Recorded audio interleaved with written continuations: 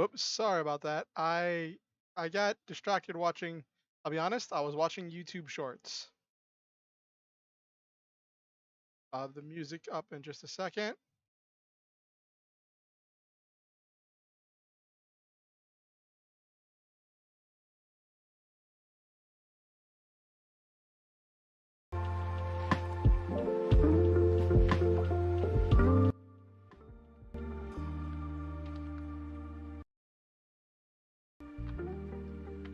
Okay, all right.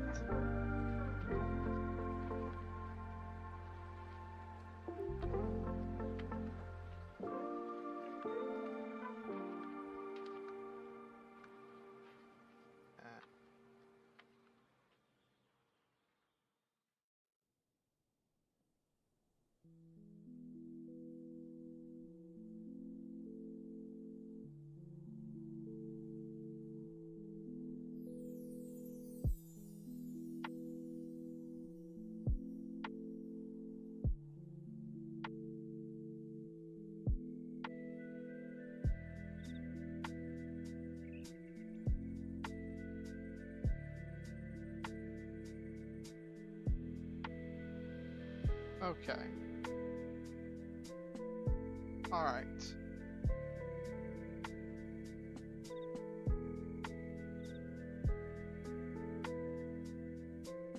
Okay. Yeah, it's funny how like watching YouTube Shorts can just eat up. Hold on, I guess. Yeah. It's funny how watching YouTube Shorts can just eat up your time if you're not careful.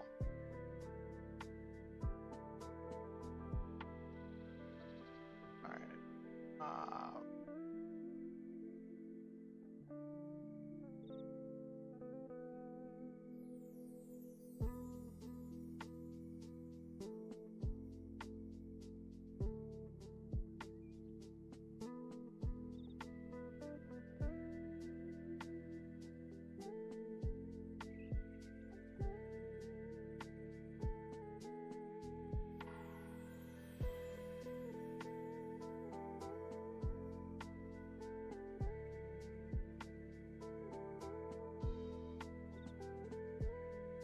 Okay.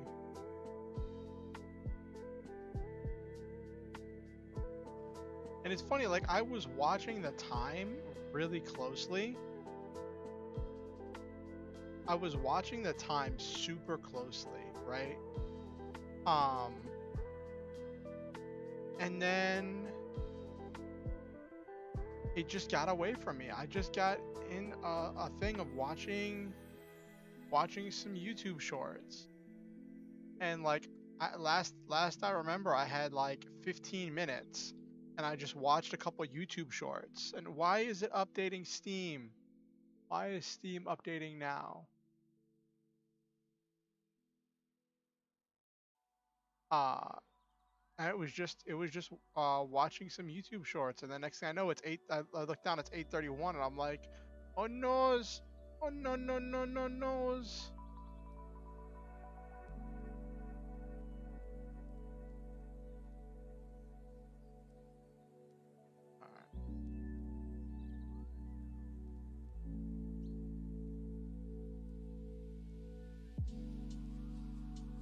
Yes, Nabaru. Steam updates only when it's inconvenient.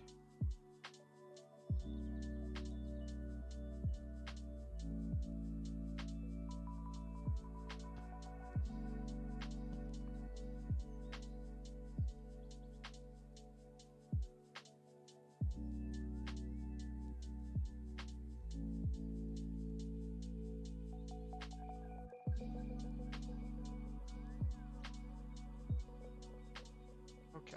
All right.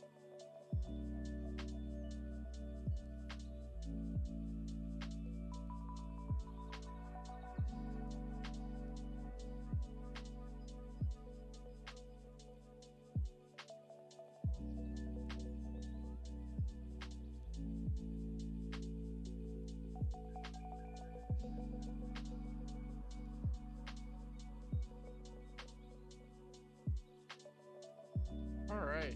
So, how was your week, Nabiru?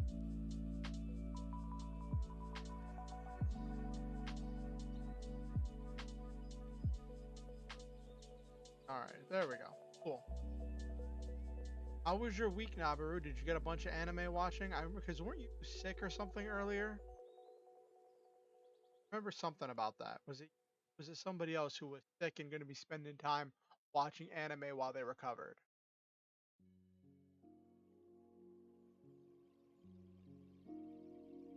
Okay, see, I do pay attention to what you all say.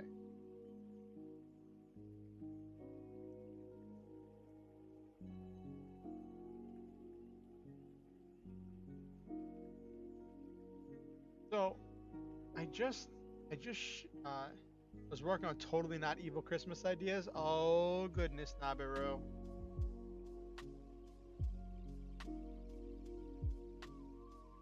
So it's funny. I shaved before stream because I didn't want I'd like to be clean shaven, and I have a history of just like going a long time between shaves and then my facial hair just annoying me. So I wanted to shave again while it was still short, but now there's like this lump under my chin, and I don't know what it is. Just it wasn't there before, and I'm wondering if I hope it's not like something getting infected or whatever.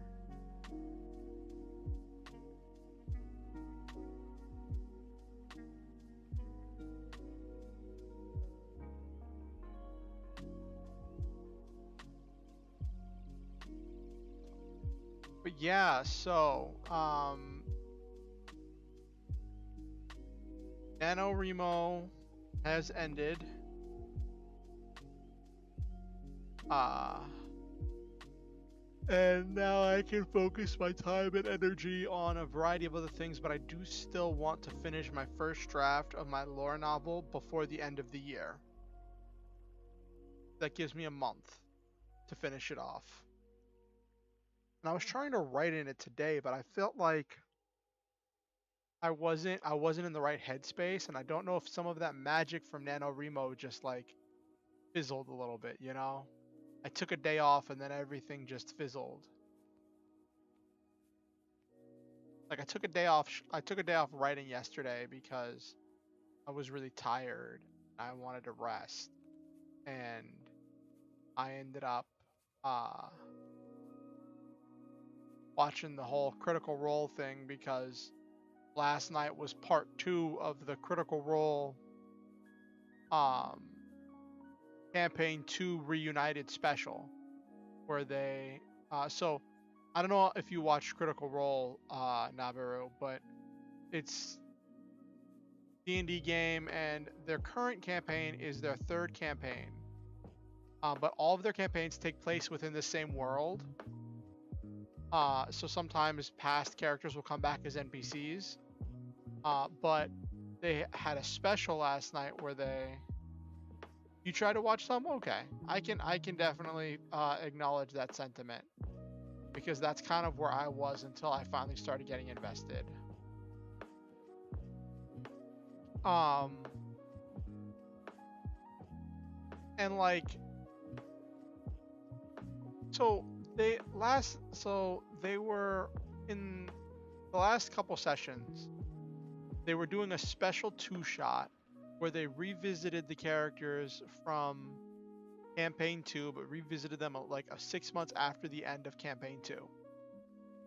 Um, and apparently they didn't go all the way to level 20 in campaign 2. They went to like level 15, 15. Um, which is still pretty high level. That's still longer than most campaigns go. Uh, and it's interesting because like campaign 2 is where Critical Role really became Critical Role, where it became an actual show, an actual production, and not just a camera recording a bunch of people playing D&D. Um, and I know I remember when campaign 2 was happening, I kept hearing about it and seeing about it, and like being in the tabletop role playing game space, I was always tangentially aware of Critical Role, and I knew of some of the characters. I knew of Grog. I knew of Jester. I think I heard some things about Scanlan, and I tried watching a couple. I tried watching a little bit of campaign 2, but I just couldn't. I just couldn't keep up. And honestly, if they weren't so early in campaign 3, I'm not sure if I would have jumped in. Like campaign 3, they're only on episode like 30 something.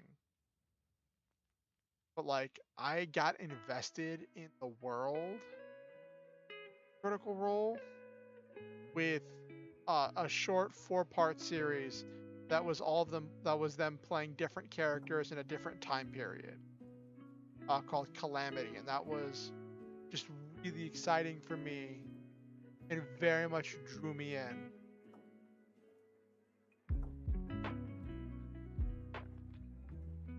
So yeah, that was fun.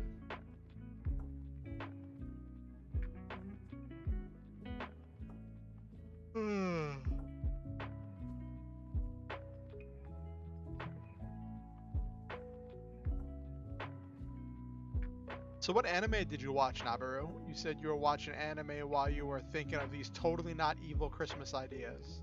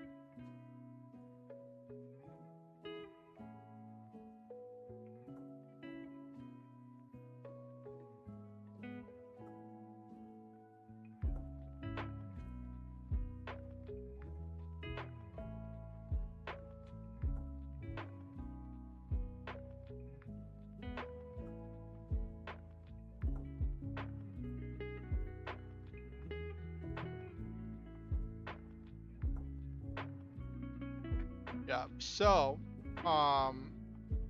it was interesting. I had a therapy appointment today. A few Eminence in Shadow, rewatched Overlord for Black Summoner. Oh, that's interesting, Nabaru. I've heard of Overlord, which reminds me, Skeleton Knight in Another World got a new chapter a couple weeks ago that I need to read.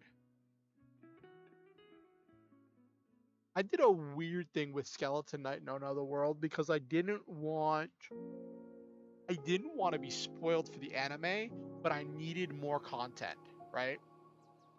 So I did a quick skim over of the story.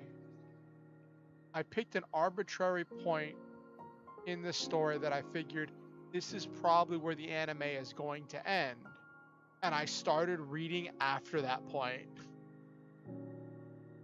Some stuff didn't make sense, but it's such a well-written story with Skeleton Knight in Another World that it just drew me in.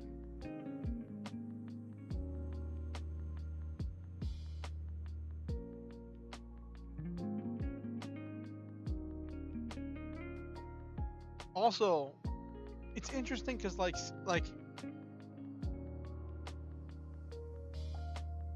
people a lot of times compare Skeleton Knight in Another World to Overlord because their protagonists are both skeleton avatar isekai characters, right? But I think while it's true that yeah, it's Skeleton Knight but evil, like, but Skeleton Knight, he's just trying to exist, and then it becomes this interesting thing where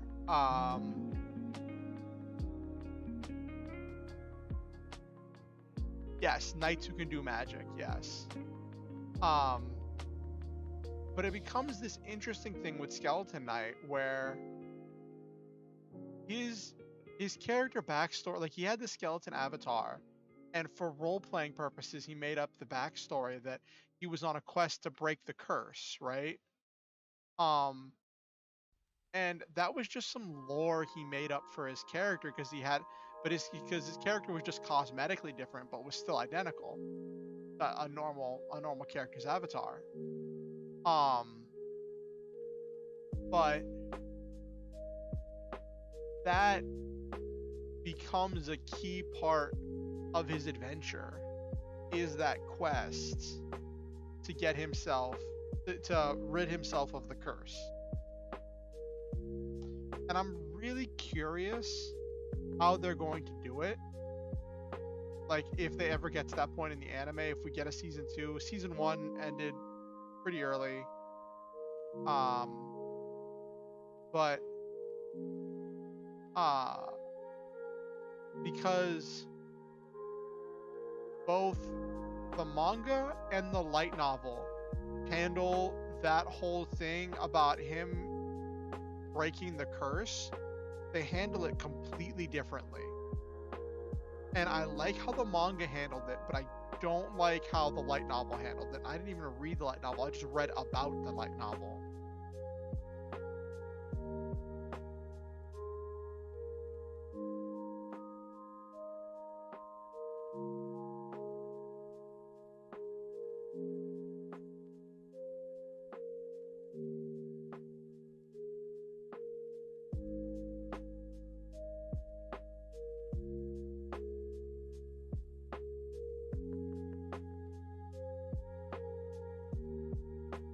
Yeah, but like Ainz isn't even really evil. Like he doesn't do any, like, from what I've heard and seen of Overlord, Ainz, yeah, all of his NPCs are chaotic aligned. But like, from what I've heard and seen of Overlord, Ainz isn't like torturing people, isn't like enforcing like slave labor or am I completely wrong? Or is that a thing that he does that I just completely missed?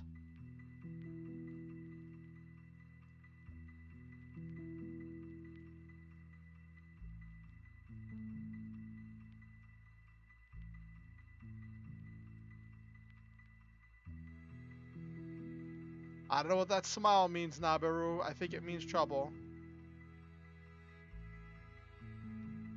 He does only what will benefit his guild regardless of what it is.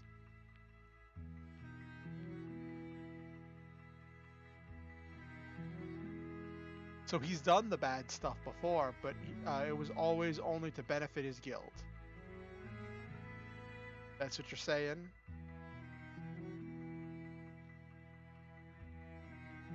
I've watched the first episode of Overlord.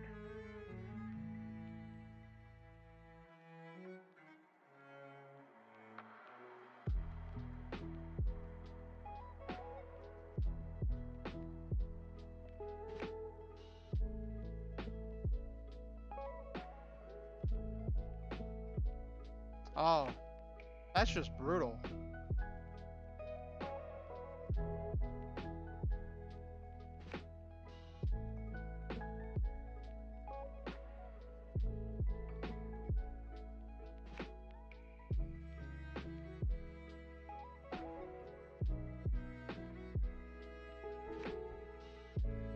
So, Nabaru, now for the ultimate question. Who would win? Well, to those that deserve it. Yeah, that makes sense, Nabaru. Now it's time for the ultimate who would win. Which guild would win? In a knockdown drag out battle. Would it be Nazareth? Or would it be the Guild of Girls from Bofuri? Who would win?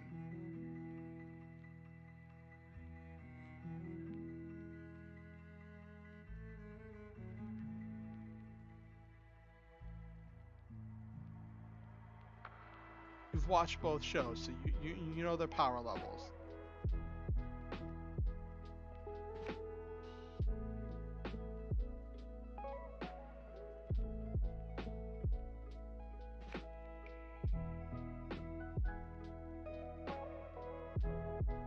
Don't mind me bending my head weird. I have like a crick in my neck or something. Oh, depends. Oh no. No clear-cut winner.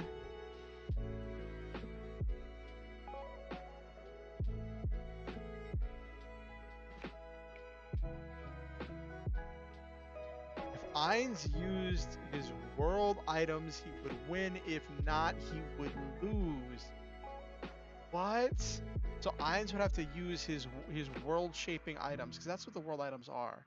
So like items that reshape the entire world, right? Or is world like a classification of weapons?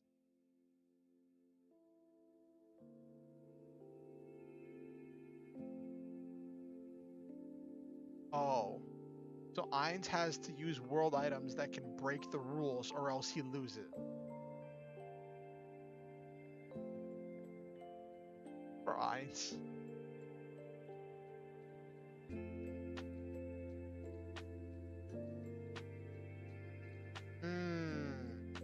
And that's his only condition of victory against the girls from Bofuri?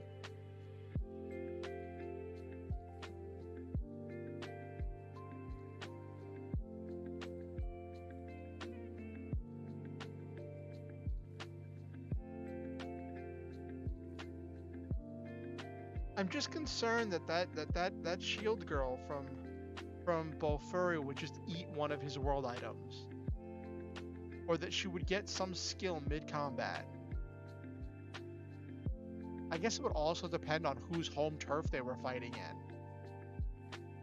Like, if they were fighting in Ainz's world, okay, then it is what it is. But if they were fighting in Bofuri's world, she could just randomly get skills mid-combat.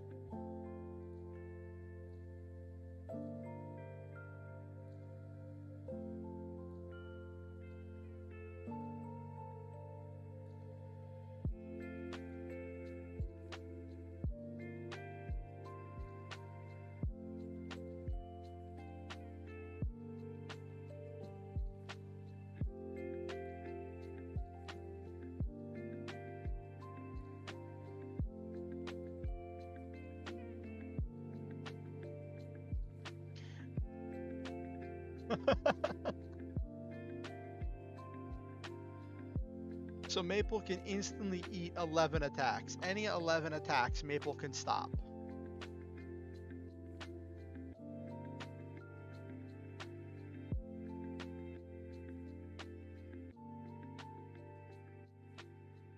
Oh, that's post-nerf. Before nerf, it was, oh.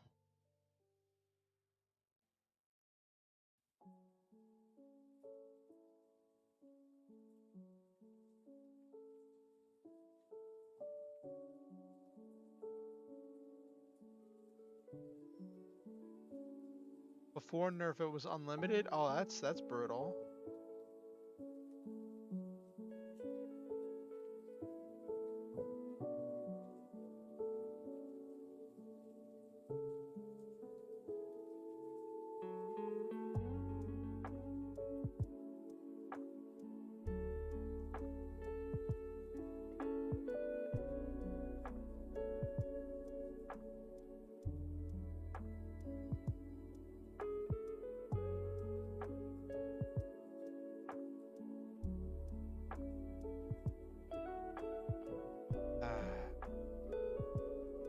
Maple's shield skill Devour lets her eat hundreds of attacks, but she has no speed, so enemies came at her after nerf. It was limited to 10 per day. Okay.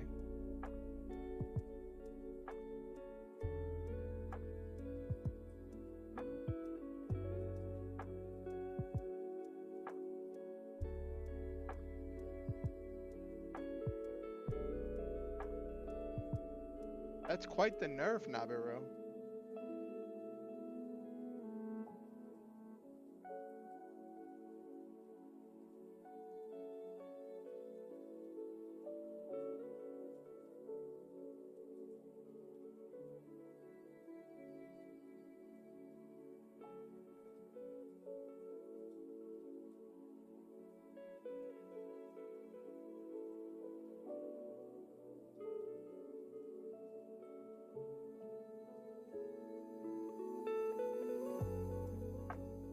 Or any one attack per day is a shield user skill that any can get. Shout Guardian. Protecting an ally lets her survive any one hit. Okay.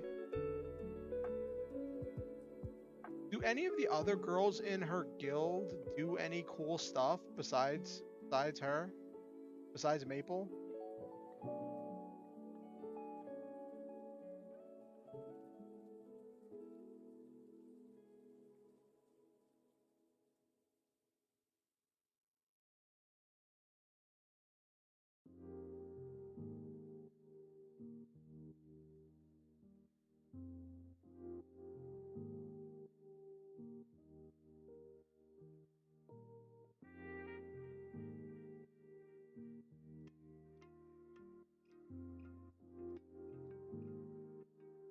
If it breaks, it will auto repair and come back stronger, no limit. Oh my gosh.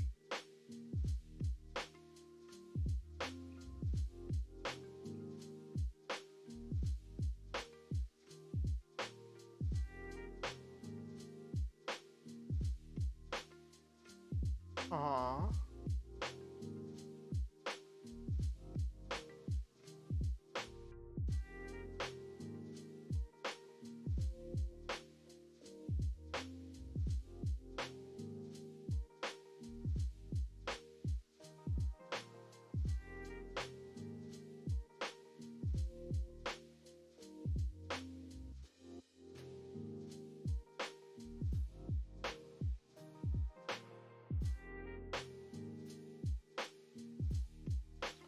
Her bestie has an agility build. Her equip boosts her magic and agility.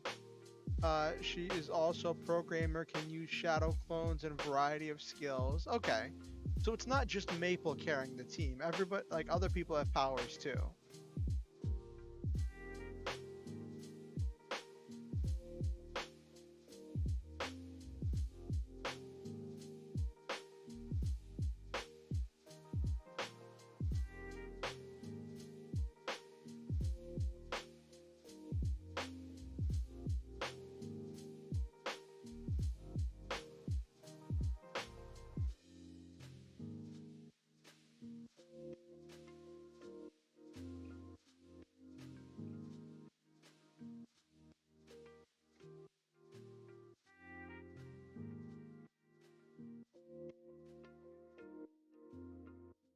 But that's interesting. How many people are in her guild?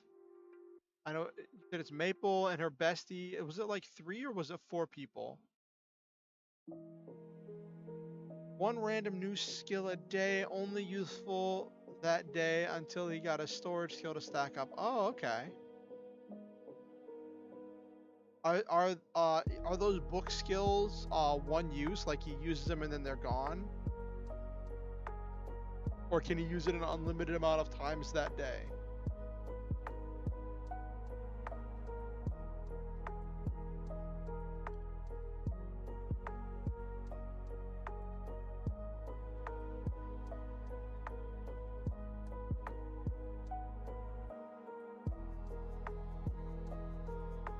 One use, okay.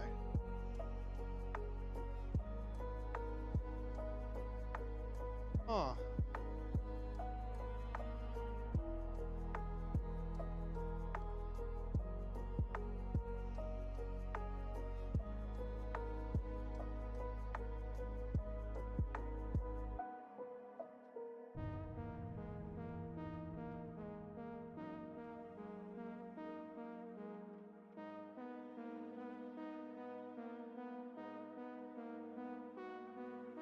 That's fun.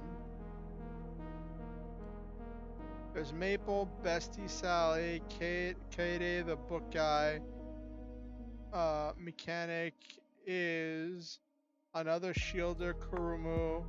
The attack max, lowly twins. You need to have lowly twins.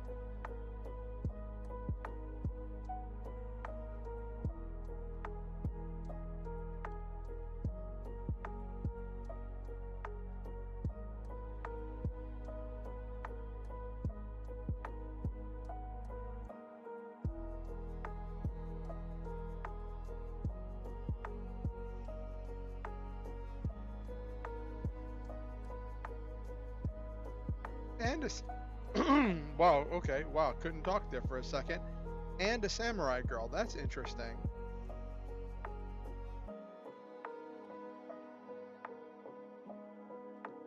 I went grocery shopping this morning, which kind of sucked because Critical Role finished at 3:30 this morning. Because I was just winding down a little bit, I didn't get to bed till like 4 o'clock.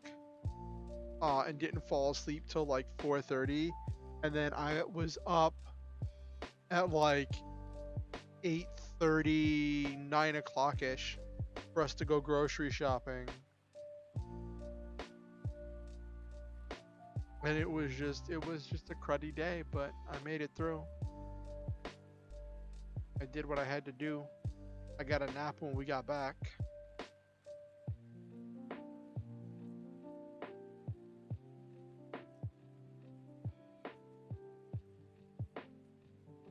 Guess her guild name. Her name is Maple. Her turtle is Syrup. Is there a guild name Maple Syrup? Are they named after their turtle? Are they named after the turtle? Because doesn't she have like a flying turtle that like their guild is on the back of or something?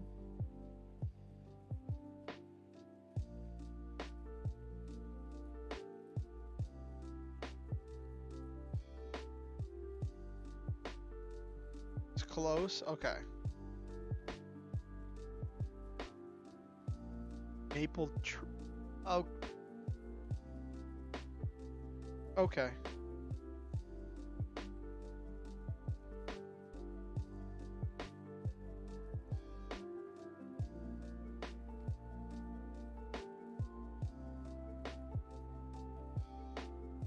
The guild is in a tree and they ride the turtle into combat, right?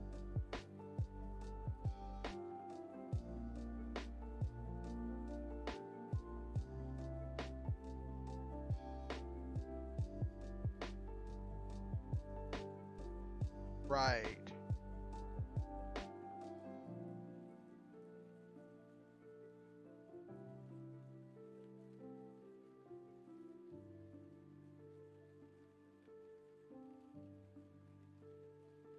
What do you mean you're not supposed to be able to do that?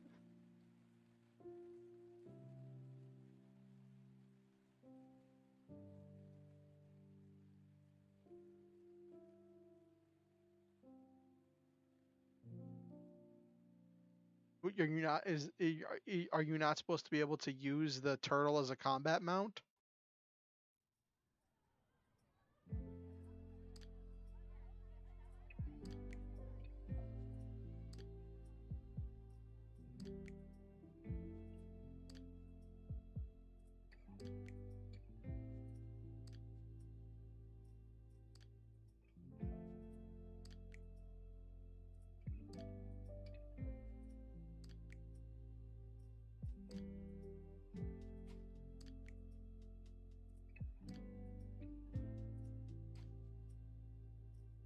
She uses psychic levitating skill on her turtle. It consumes massive MP and only works for short periods, but she used it on her pet, which only she and Sally have. So no MP and is lasting. Oh. So the turtle's not supposed to be able to fly. But because she's using the effect on the turtle has no MP to consume?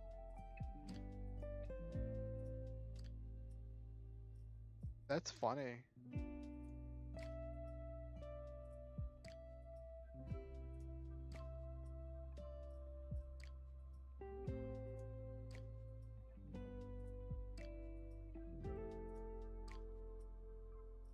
Okay.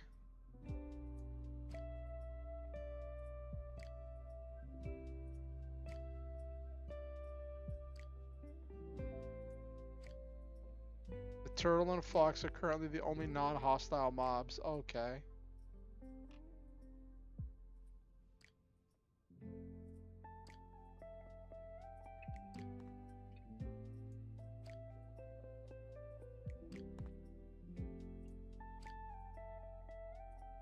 Hey Silva, welcome.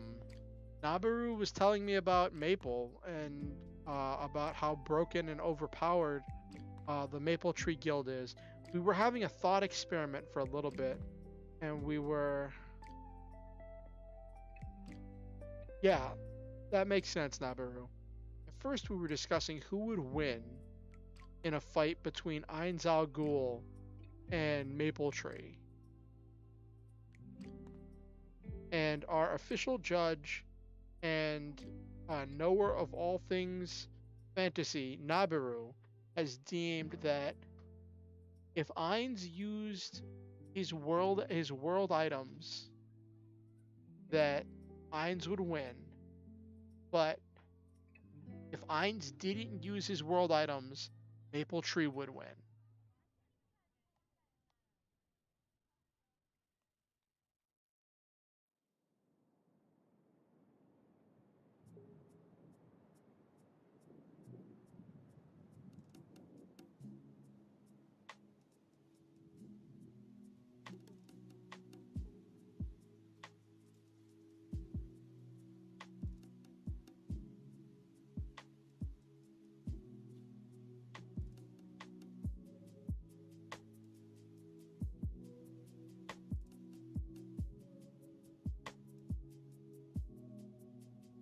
Okay, what's your fun thought, Nabaru? What you got for me?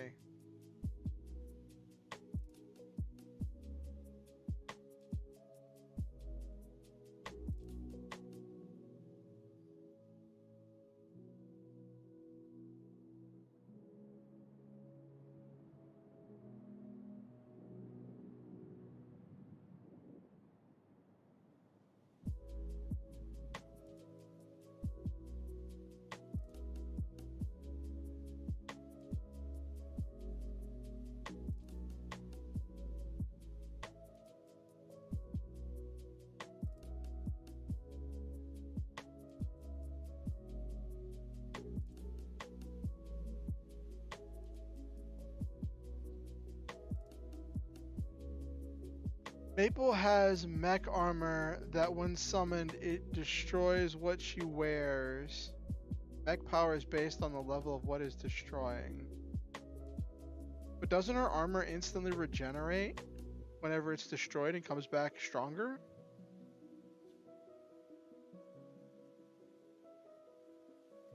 Yeah, default armor repairs itself when destroyed and grows stronger. Yes. So isn't that just infinitely powerful fantasy mech?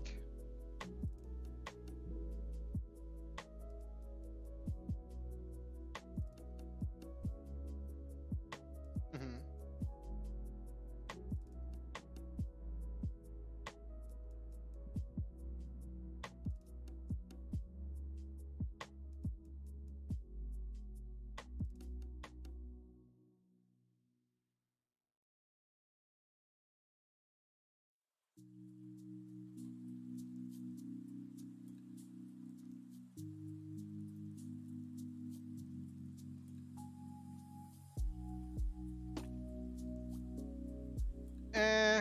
Well, we were talking about guild versus guild. I guess Naofumi has kind of a guild. He's got his slave harem.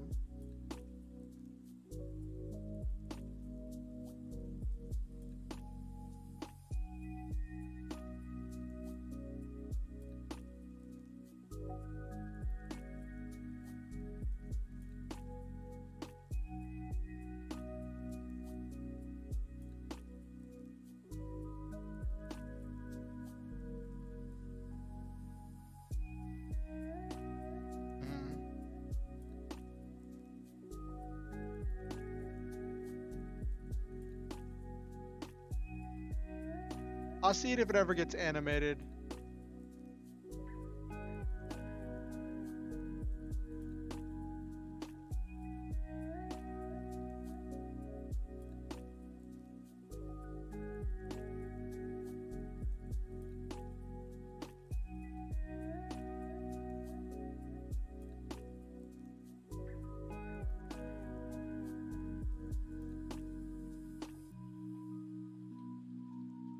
We'll see.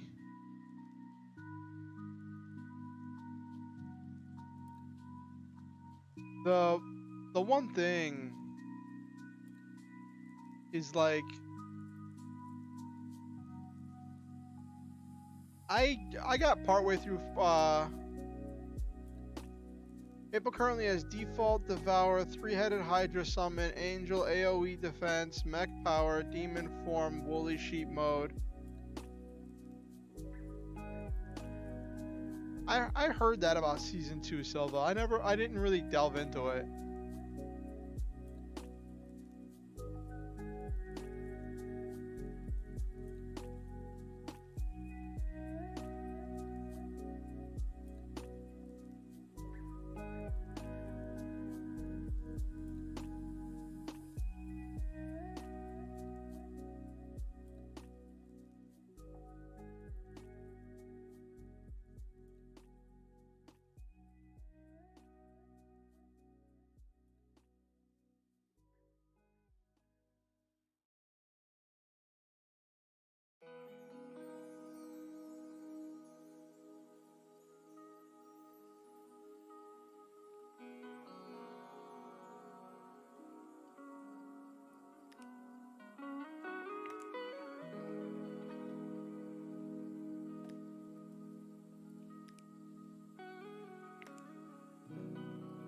Tanking hits, Maple can tank more than I mean, I'm sure she can, but I mean, there's 11 guaranteed, no matter how powerful or how strong or infinitely powerful they are. 11 hits per day.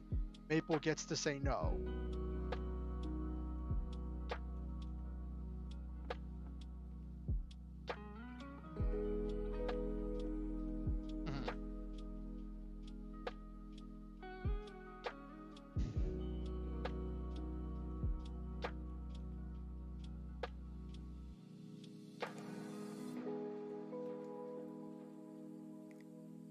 Uh-oh, my stream health is going wonky. Okay, it looks like it's cleaning up.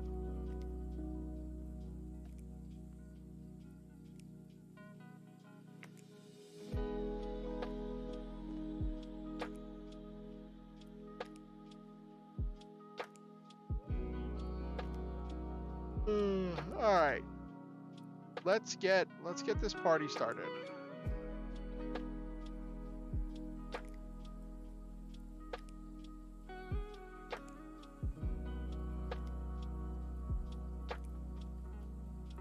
Let's see if I can remember what I was working on. Hey Jay, welcome. We're doing game development tonight.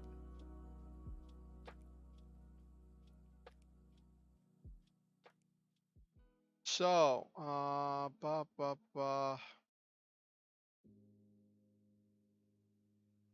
just trying to remember because I haven't touched this in like 2 weeks. Let's see, I did inside and I did the statue where you have to clear the statues. Did I design the actual boss? I did design the Demon King, okay. Take a look at that.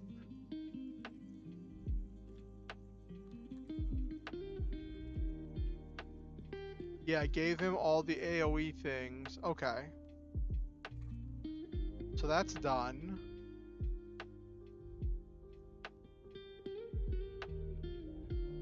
And that gives you the Cloud King's artifact.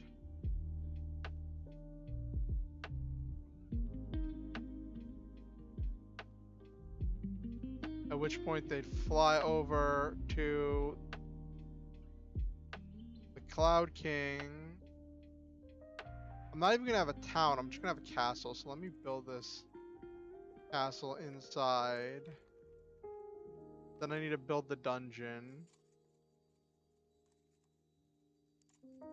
Alright. Oh, you want to name a character, Jay? What do you want to name your character?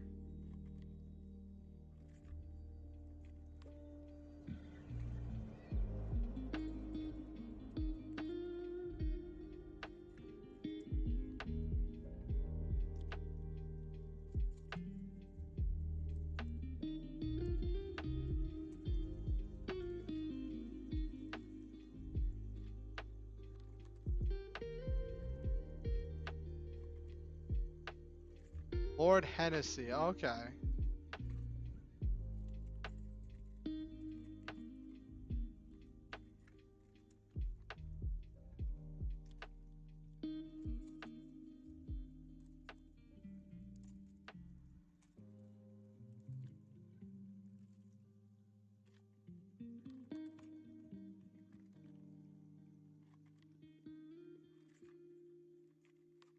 Oh, wait, let me see.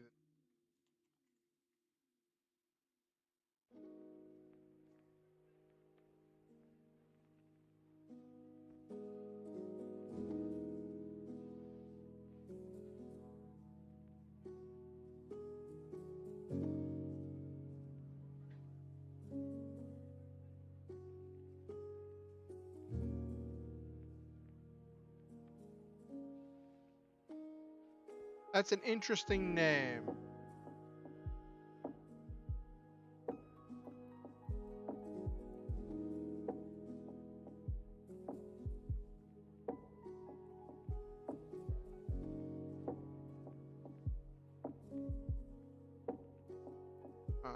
Ba, ba, ba, ba.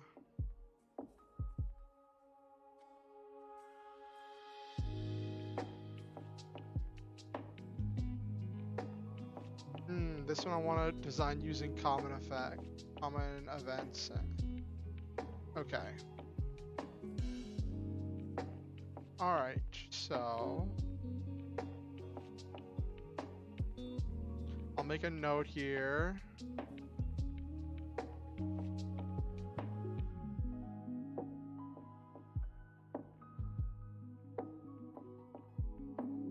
Name a character Lord Hennessy for J.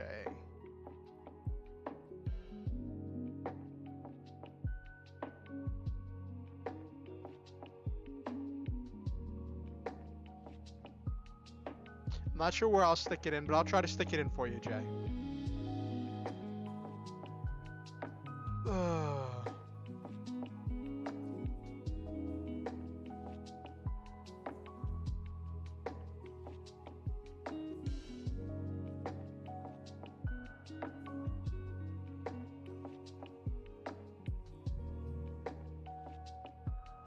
Hey, no problem.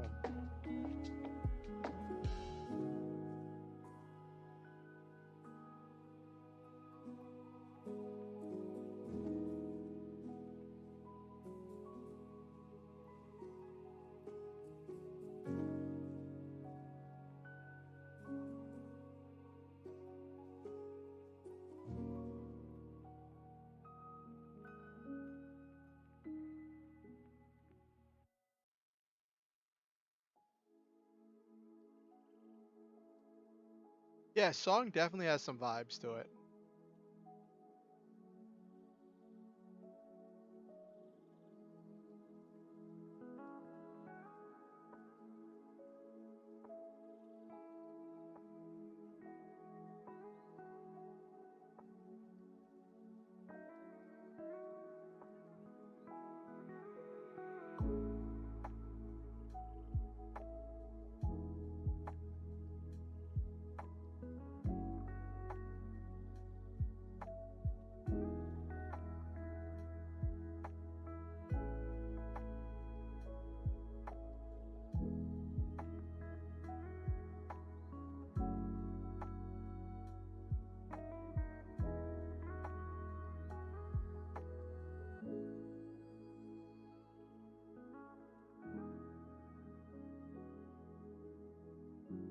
Okay.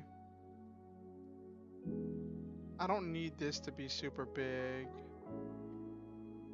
I'll probably get away with just simple.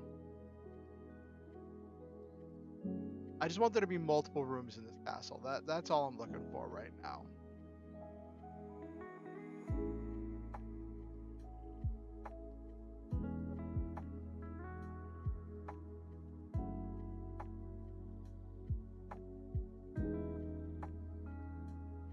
Okay.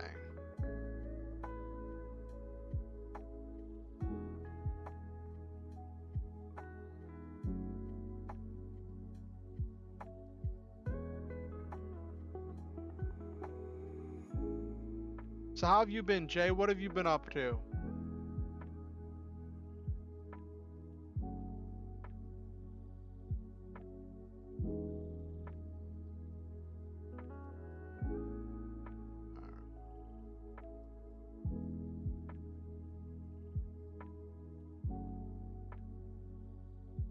How's your how you were working on a light novel, right? How's that coming along?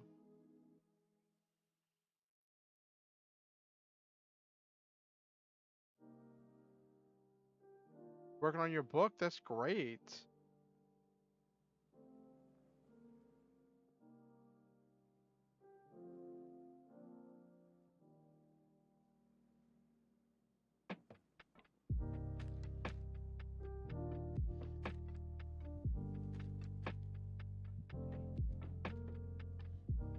Two 260 pages? How many words are you up to?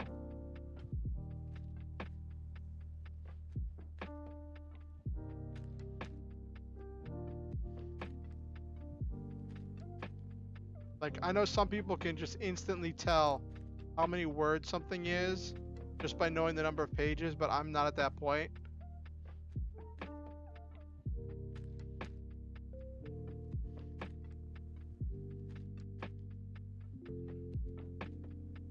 Okay, no worries.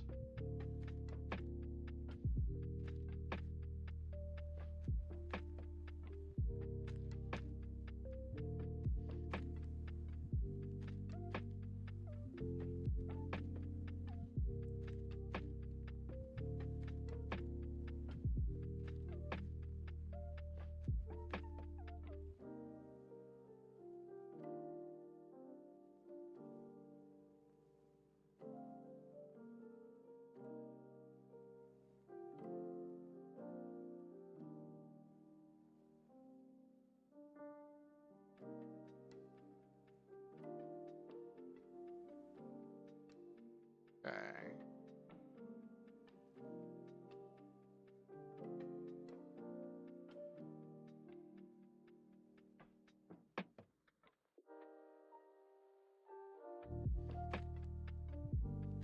Okay, there we go.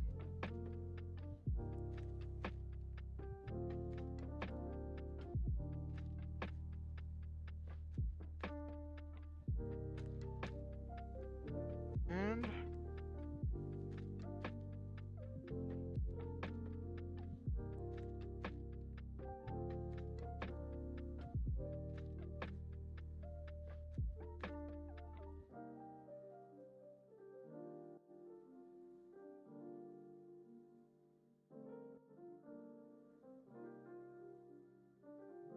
okay.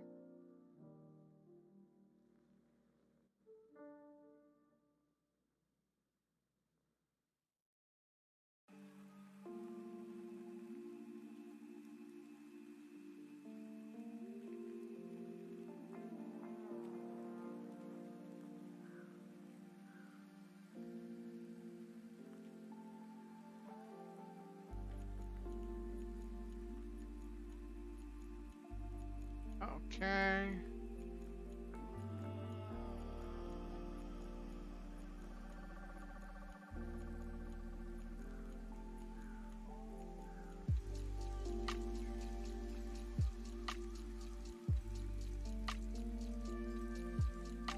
YouTube, George R. Martin, Stephen King.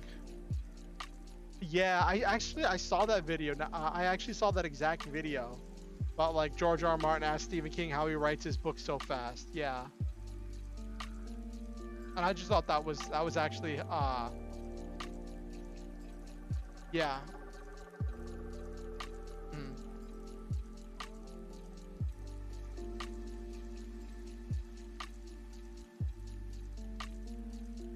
Okay.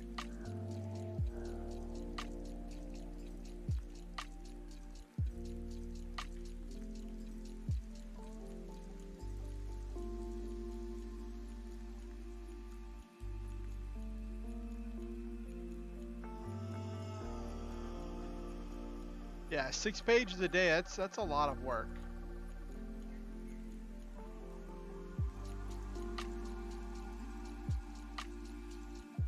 Yeah, I think that's the joke.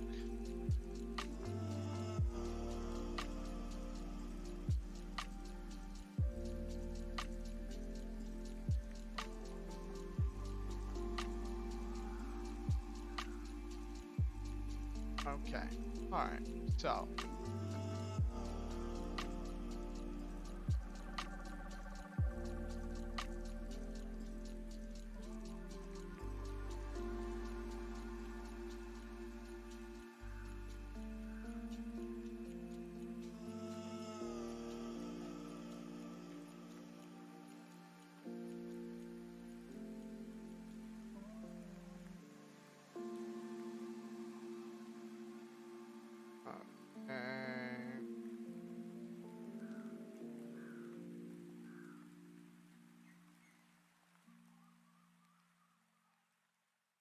Okay.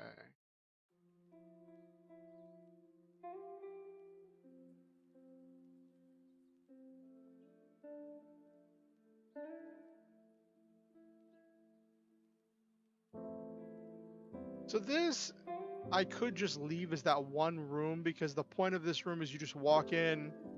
Like, there's not actually any combat in here, but I'll probably have like shops in here. Yeah, what's the official name of that? A Song of Ice and Fire or something, Silva?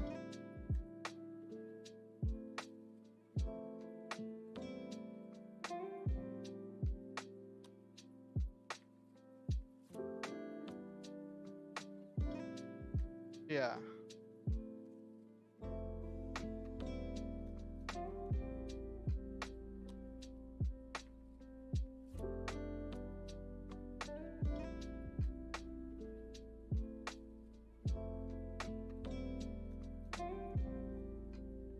Yeah, Winds of Winter.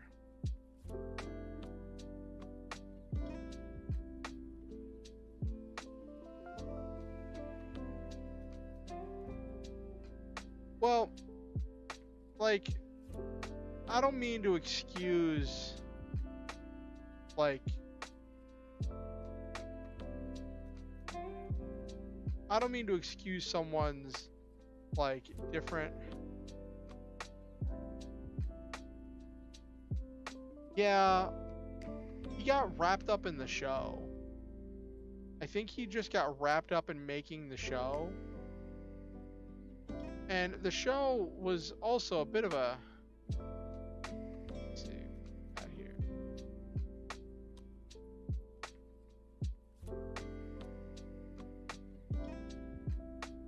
Havent.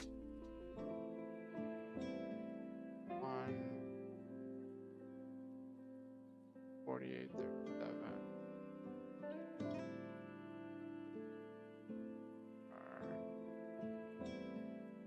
24? 5? Yeah, that's about right. Yeah, I think he just got really caught up in the show. In making the show. Alex Cross. That sounds familiar. What's it about?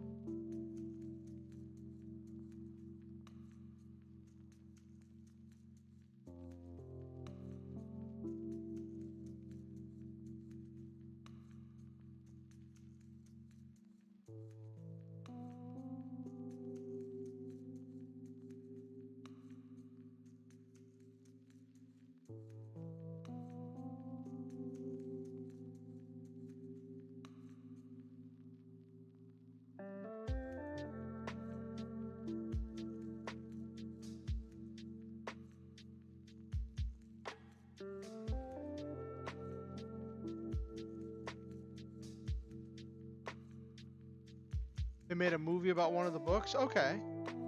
Was the movie any good?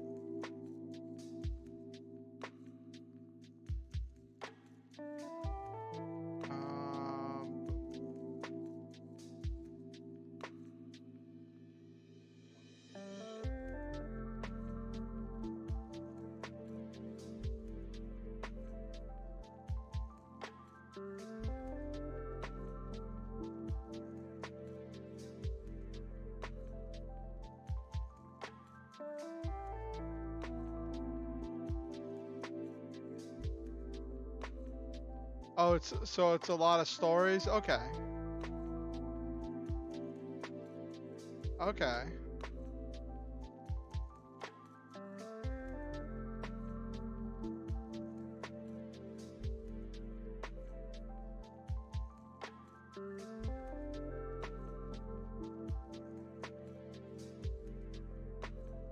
Oh, about Martin. George R. R. Martin keeps saying things about the book. You starting to think he's kind of a hack? I don't know. I mean, as much as like the show fell apart at the end, you have to admit that like at its height,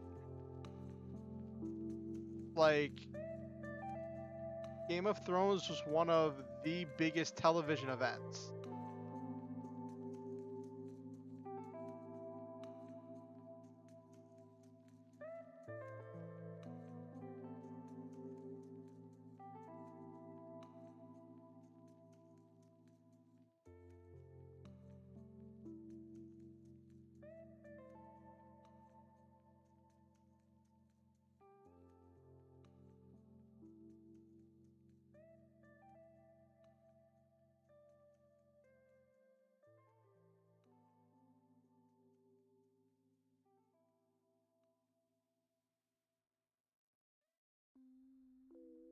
Yeah, like one of my friends was. I was talking to one of my friends about the Game of Thrones stuff,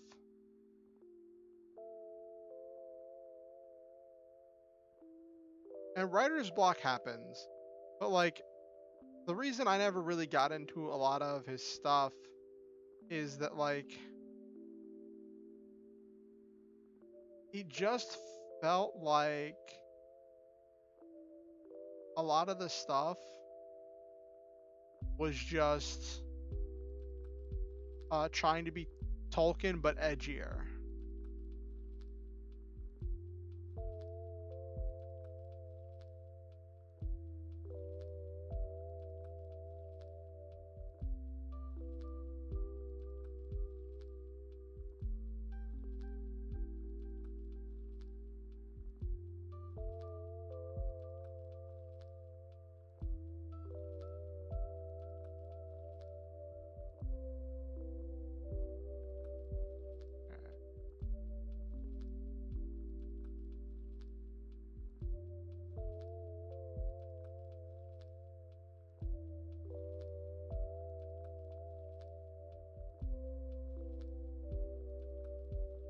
I'm not surprised.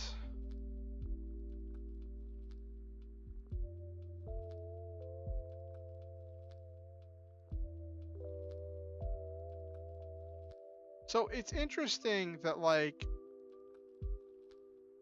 literally 2 days ago, I was cranking out not cranking out books. I was cranking out words. Oh, great. Hold on.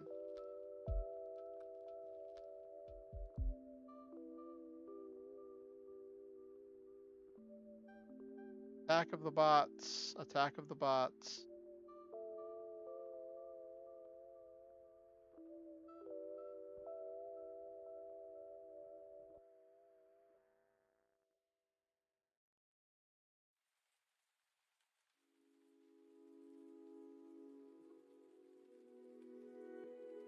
Yes, Silva. Someone found a girl just for you, Silva. But yeah, so it's this interesting sensation where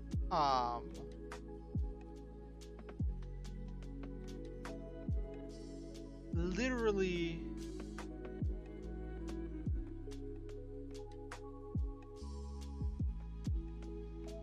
it's this interesting sensation where literally 2 days ago I was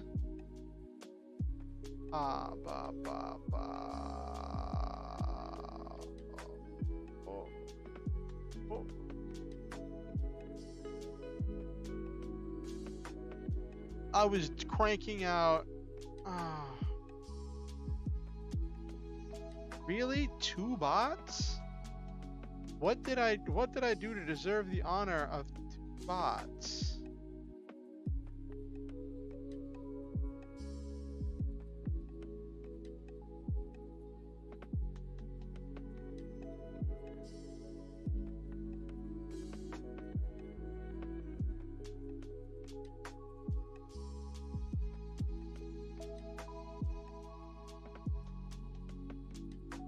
I don't know. Speaking of love, I I made this joke to Silva, but I always joke that because I'm from a small town, in the middle of nowhere, right?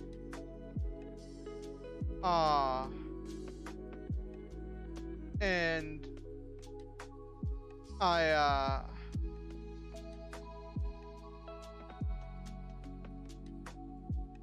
guess so.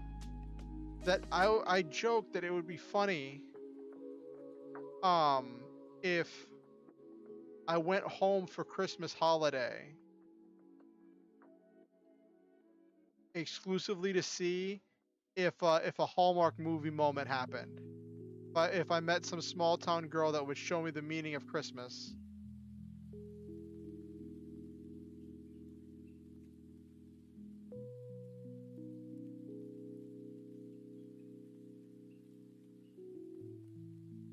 Because like there's that, like, I don't know if you've seen those Hallmark movies that always have the exact same plot, the Hallmark Christmas movies.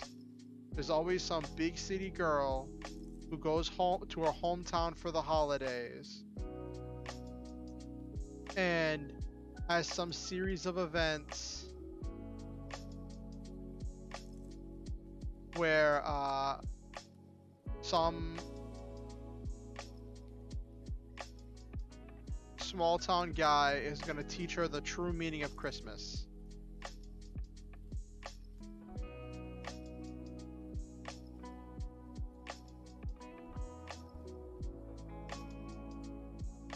Okay, there we go. Alrighty.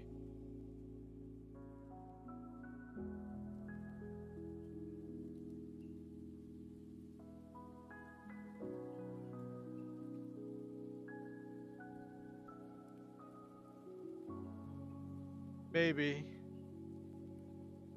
Maybe, Nabaru. Maybe.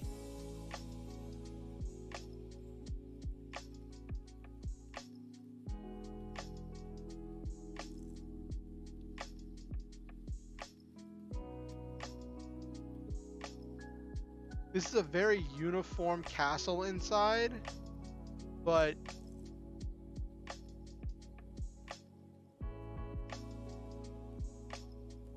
yes, cuddle in front of a fireplace projected on a monitor while drinking Starbucks cocoa. But yeah, so the joke is if I would get a reverse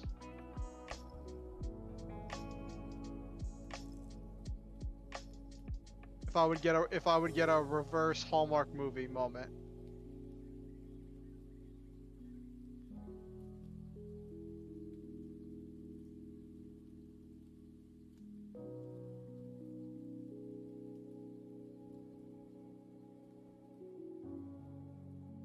Okay.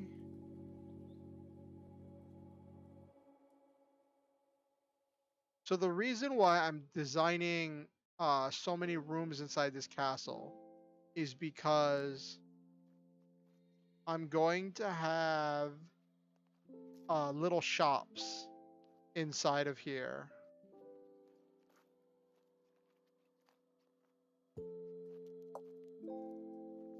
All right.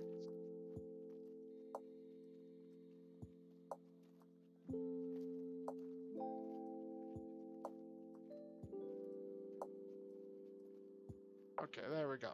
Cool.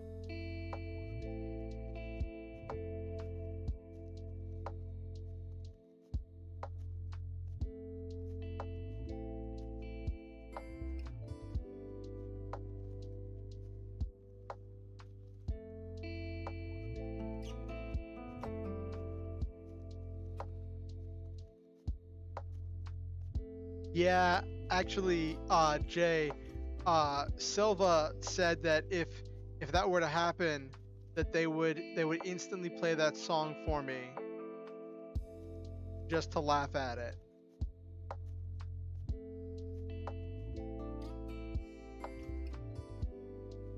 Okay.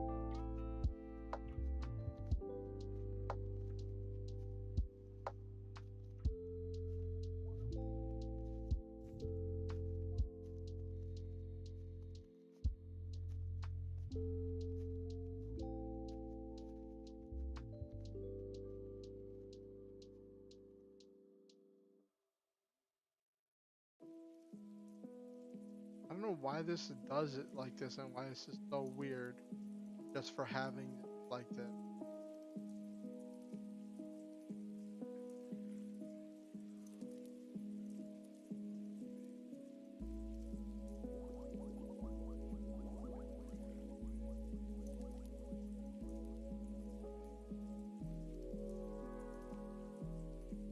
Okay.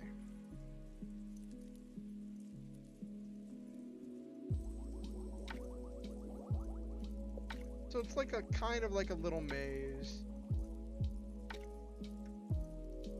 Actually might switch this around.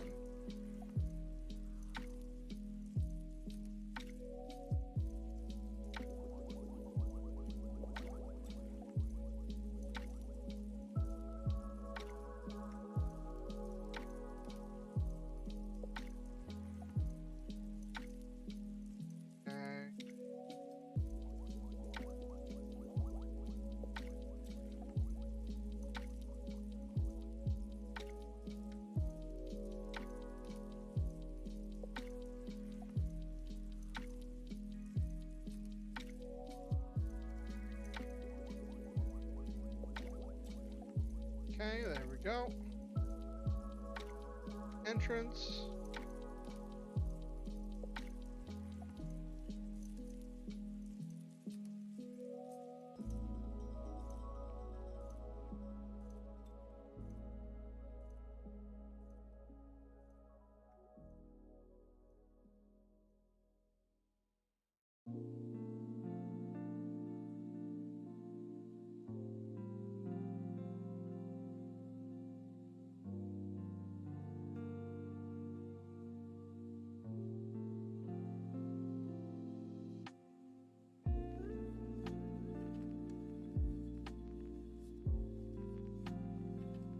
Okay, got that situated.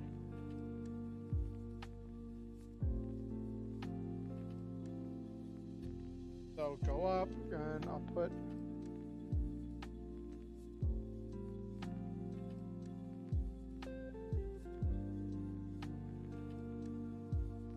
now I just gotta make King's Dungeon something fun.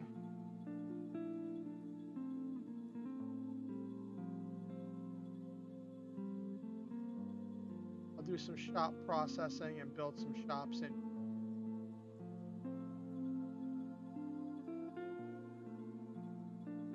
Actually.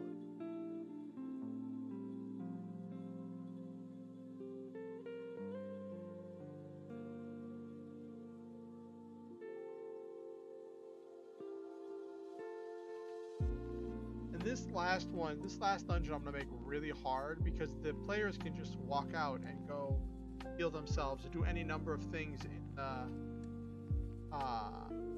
in the Cloud King's castle, right? They're going to be able to get their better gear, their better weapons, their better stuff in the castle, so that way I can set this up however I see fit. Decorate this.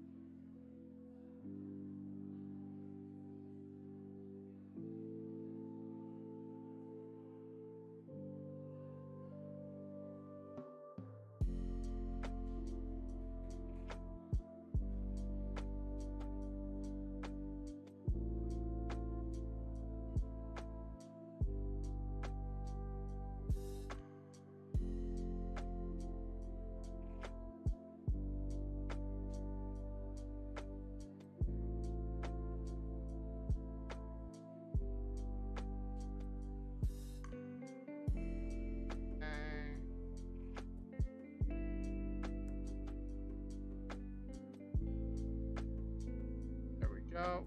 A little bit, it's a little kooky, but that's okay.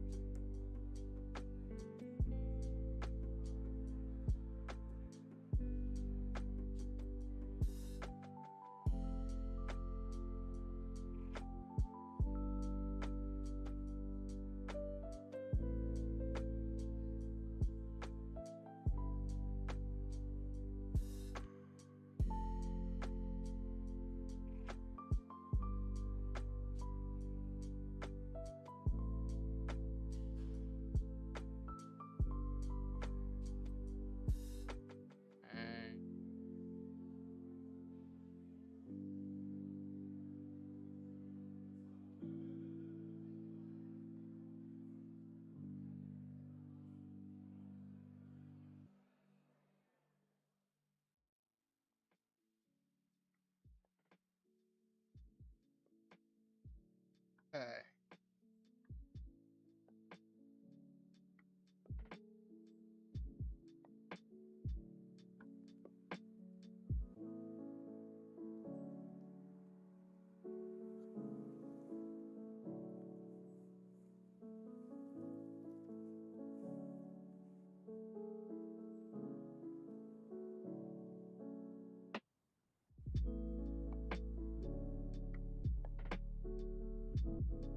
Okay, a little bit buck wild with this stuff.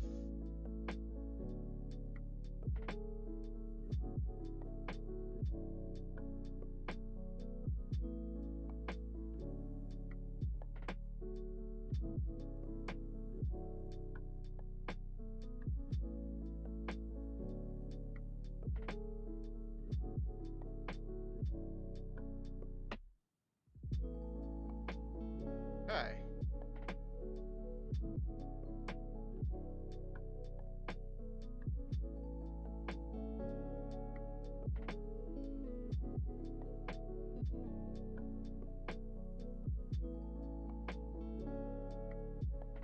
Yes. Hey, Okusen. Good to see you. How was your week?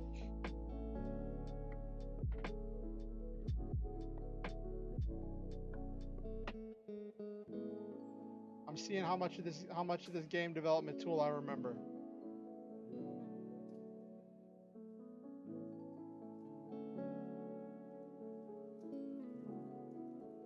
Alrighty.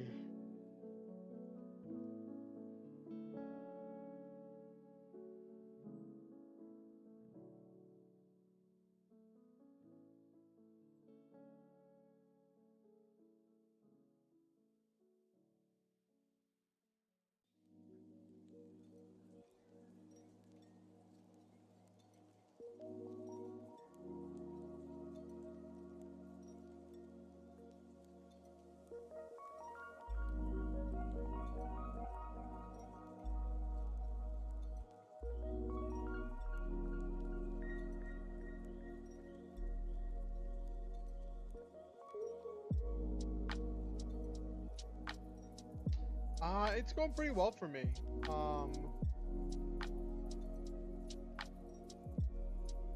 I'm just digging back into game development after not doing it for a while. Though I went grocery shopping earlier today, right? And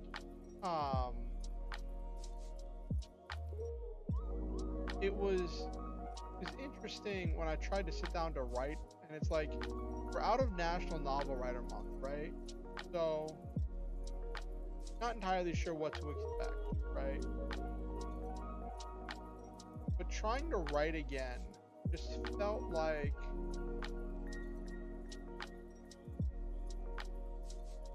I don't know if it's a chore or if it's just that I'm getting lost in the sauce.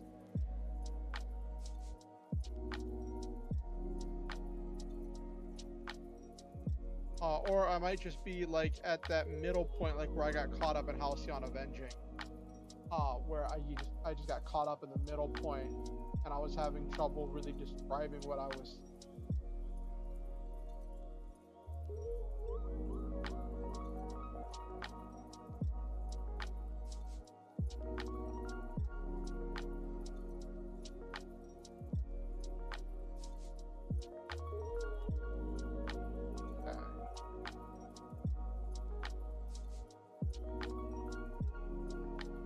First, let me look at. I'm only using the first 4. I decided against having the other 4 in because I didn't feel like designing those. So let's look at. Thanks, Okusen. I'm trying.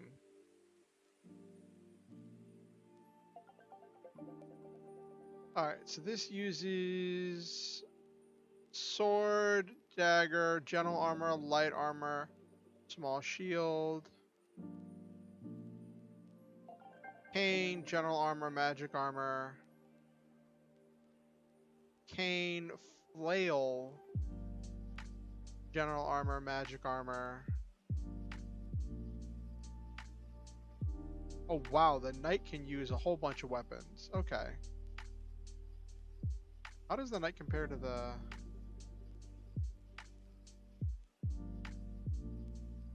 Swordsman has more attack, but the knight, it looks like the knight has a lot better equipment. The knight can be geared up a lot better.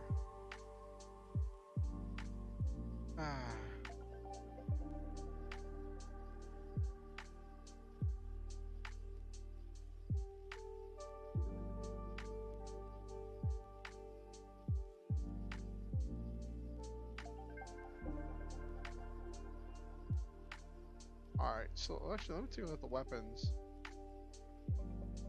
Sword, spear, axe.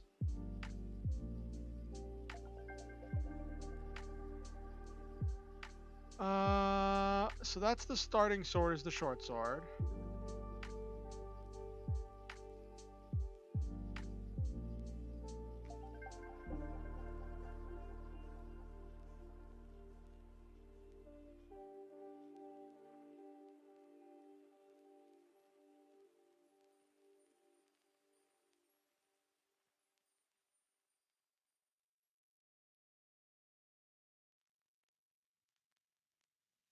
Probably have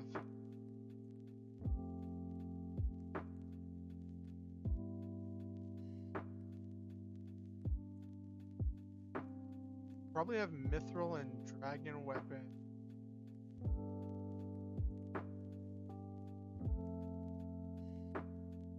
Well, the dragon staff actually makes a big difference for the magic use. That's funny.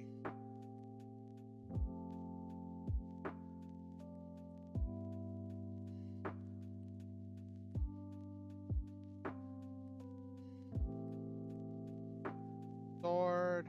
So this is all, I'm using the default database that comes with RPG Maker.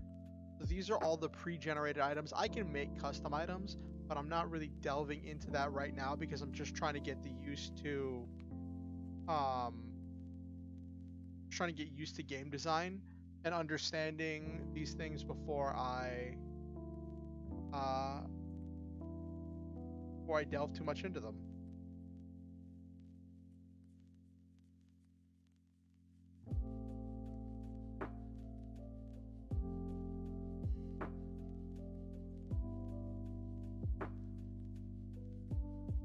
Axe does more damage. That's funny.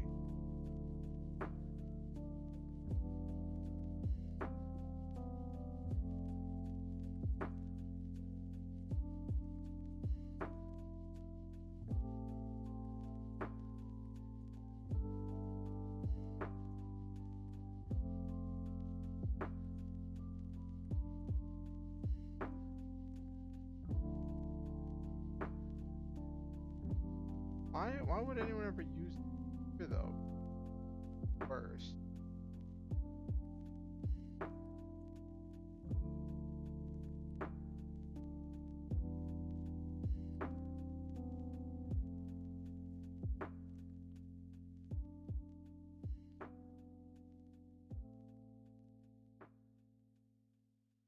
Yeah, I'm just using this. I'm just trying to understand this. Like I can design custom weapons.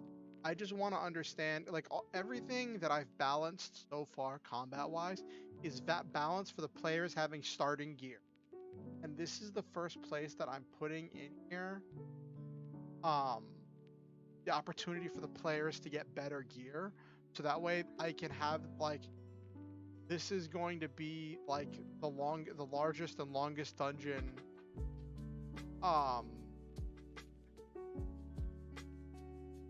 and I want to have a lot of challenges in this final dungeon. But I want the players to be able to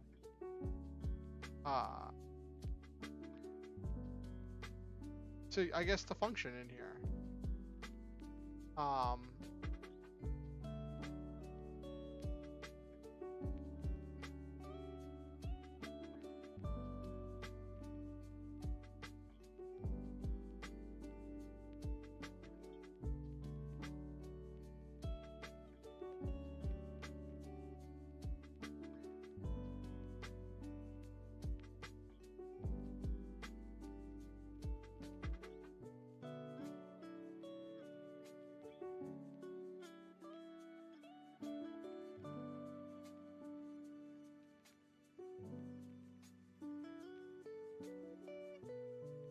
General armor, light armor, light armor, general armor, light armor, heavy armor, all shield. Oh, I gotta look at shield.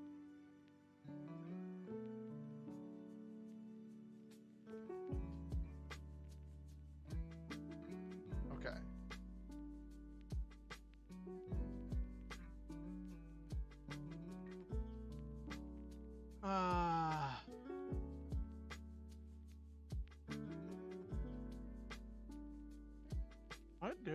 What does this guy start with?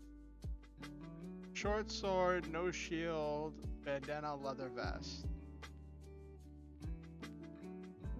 Short spear. Why would you ever use spear? The spear is strictly worse. The spear is strictly worse.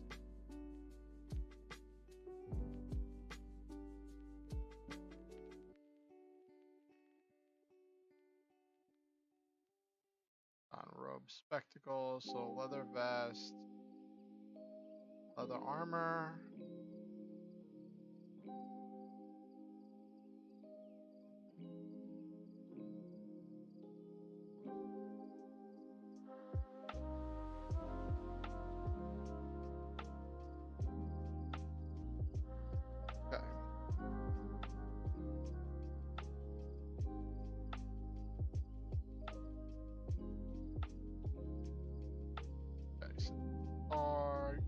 Good shield.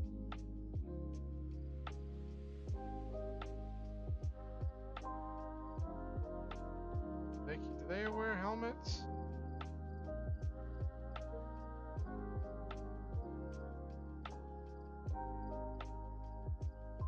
Lots of this guy has.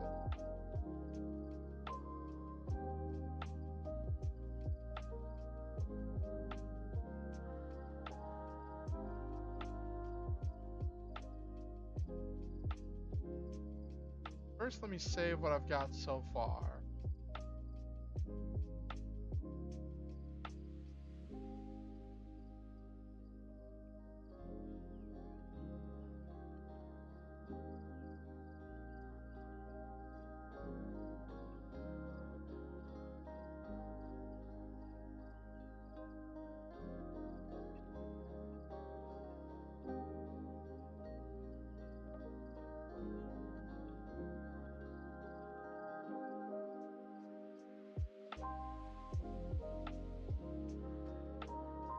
So you can have, what's the accessory? Oh, okay. That's what the accessories are. Okay, I'll definitely have to have an accessory shop.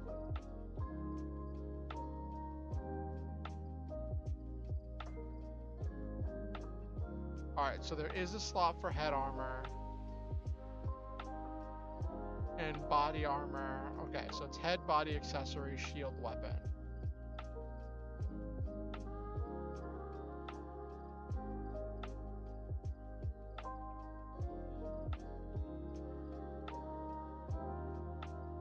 Okay.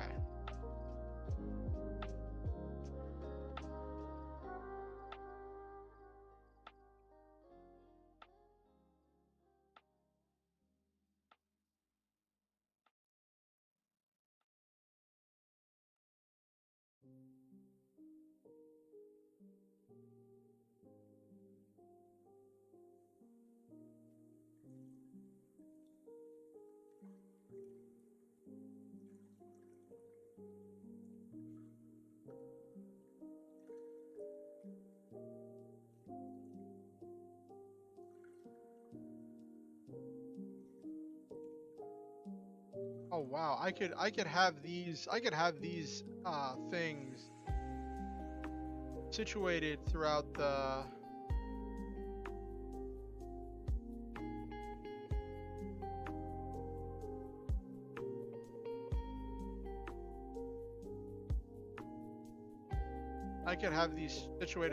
thing. I hadn't even thought about like rewarding them with items and stuff.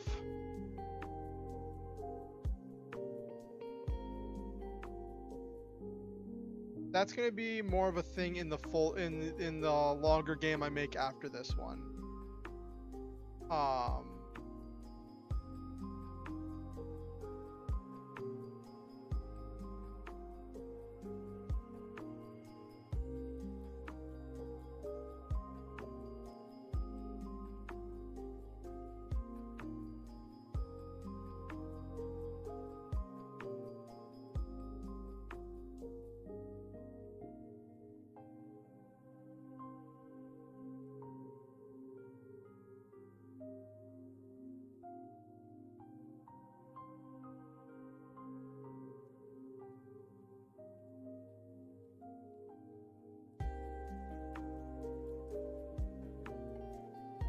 Okay.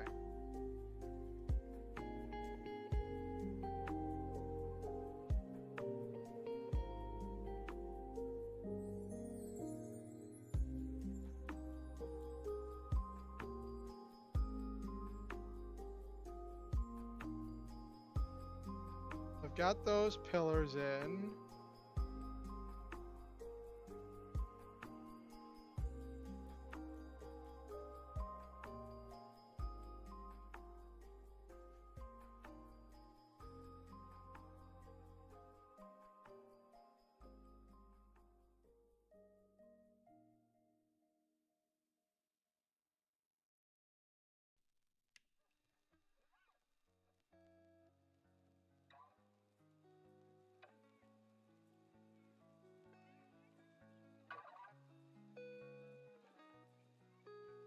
And boop.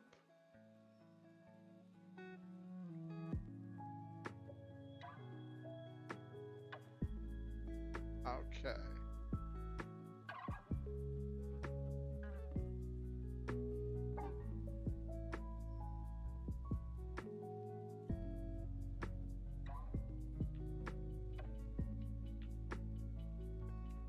Okay.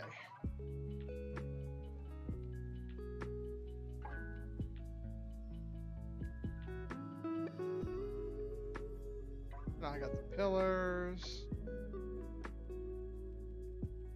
The only thing that doesn't fit with pillars is this.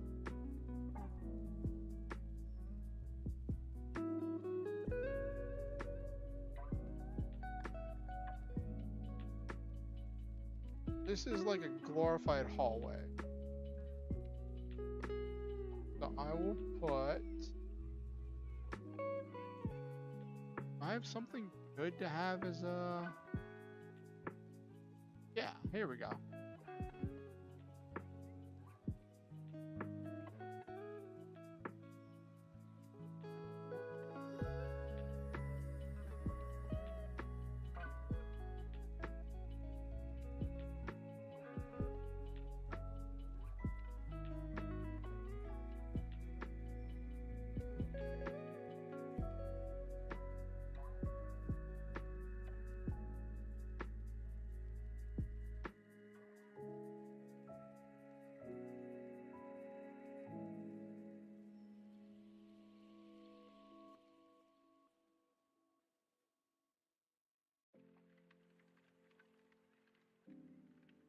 There we go. Okay, adds a little bit more personality to it.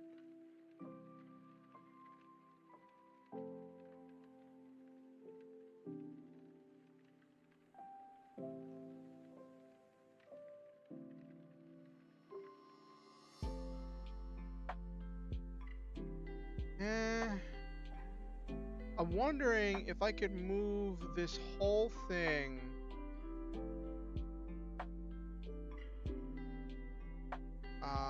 up 2 and expand this one down here. Then I won't have this big gap up top here.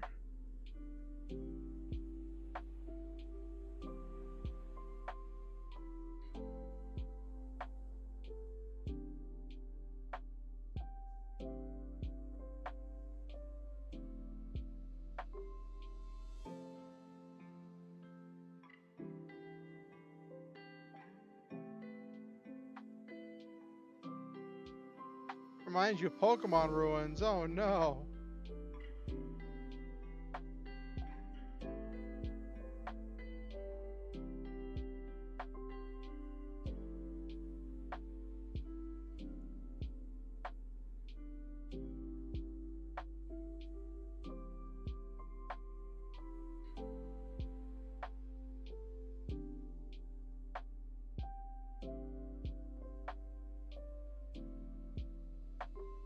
Okay.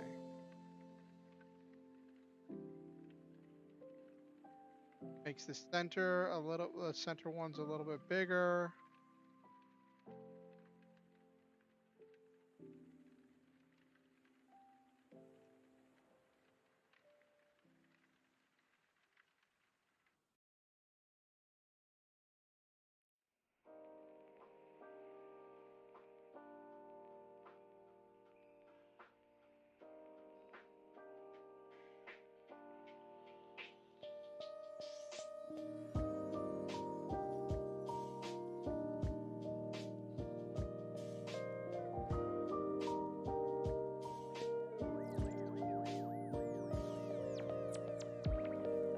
So why does it remind you of Pokemon Dungeons?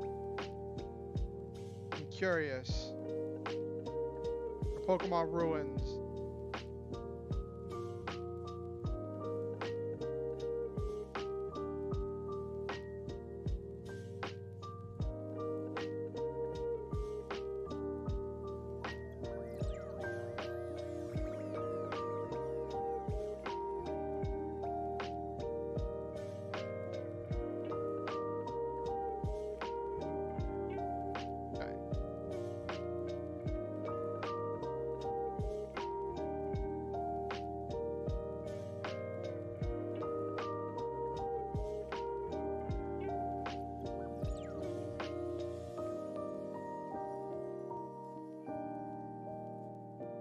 Oh, okay, with the Mons. Yeah, I remember that. I remember the Elf Ruins.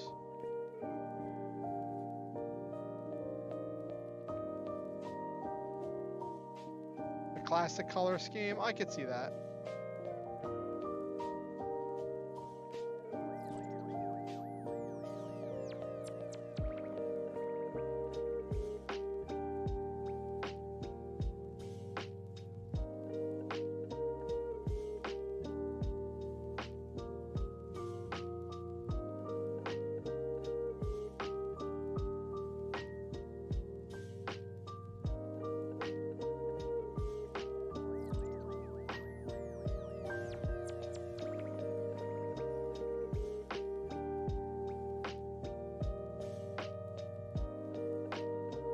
Okay.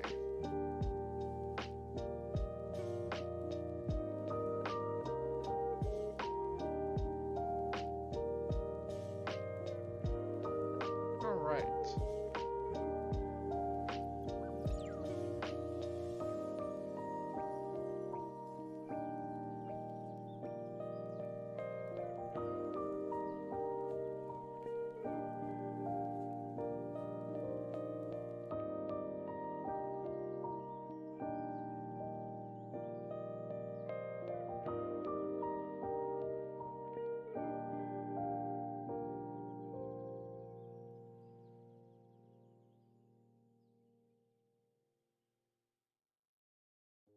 Okay, so now this looks a lot tighter. I like this layout a lot better. Get the statues back in place. It's a little bit bizarre that there are statues instead of columns in the center area, but I'll take it.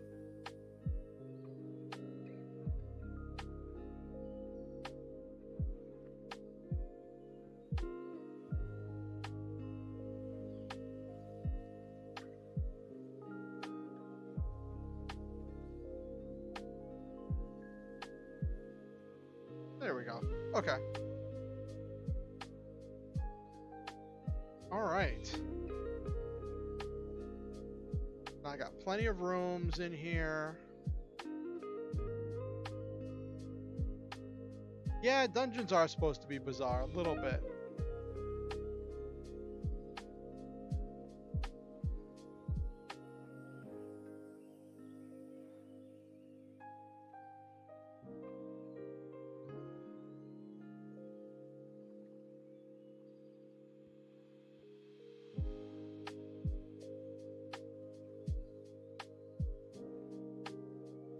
It being bizarre makes for a good adventure. Oh my gosh. Was that a JoJo's reference?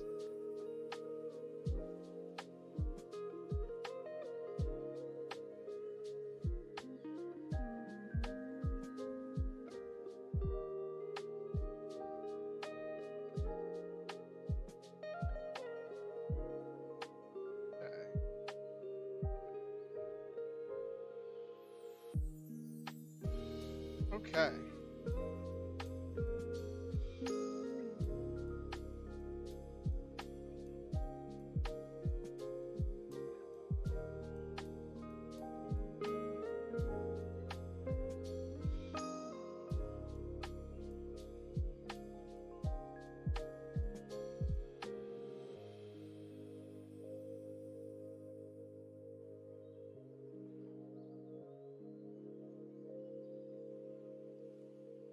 Okay.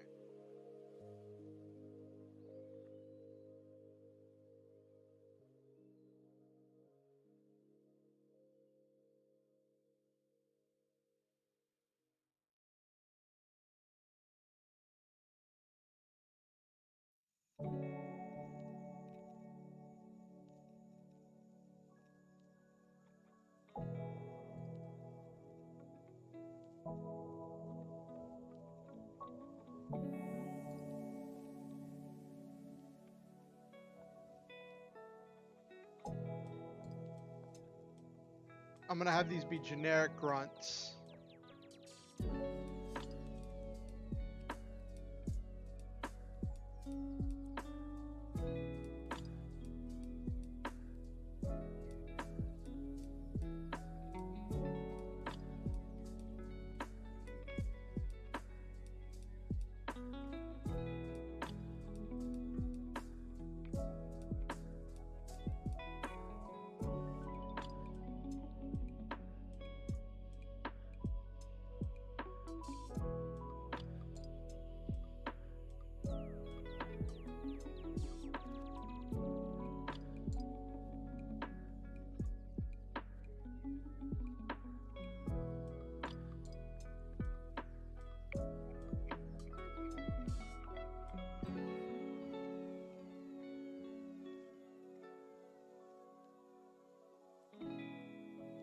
Okay, so let's put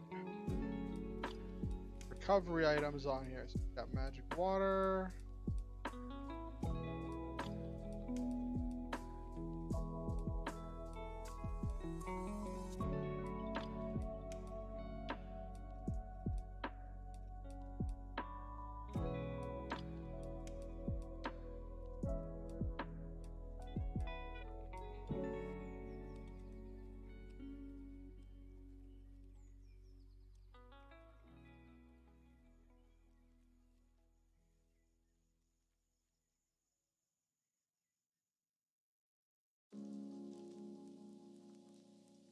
I'll probably have a thing where you can buy the enhancement items just to be funny.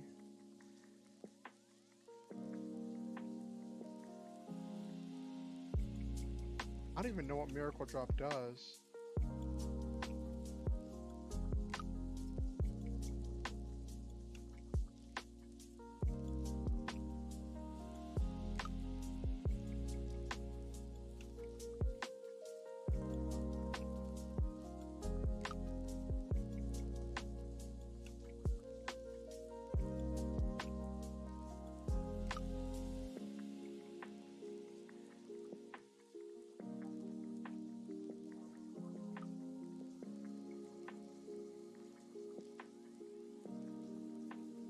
Hey.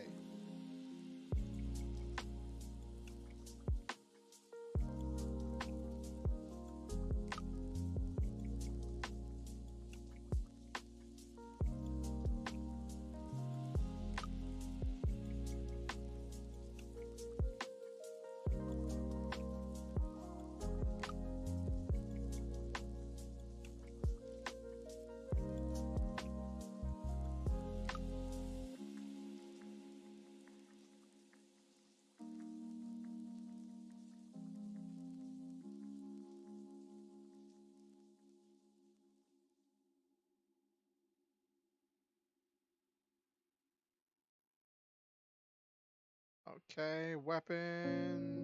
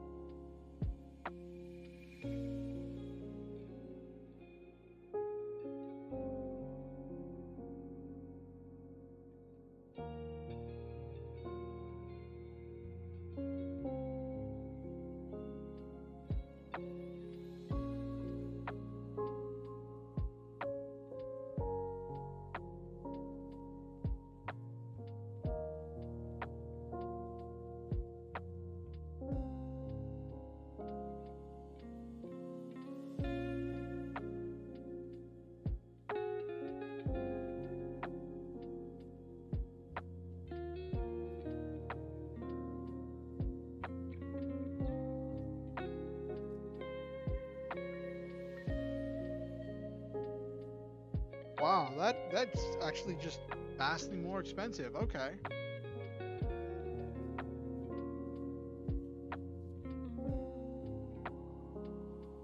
I'll probably have ways for them to find, like, have the other ones in chests scattered throughout the world. That way it'll be like, scattered throughout the final dungeon.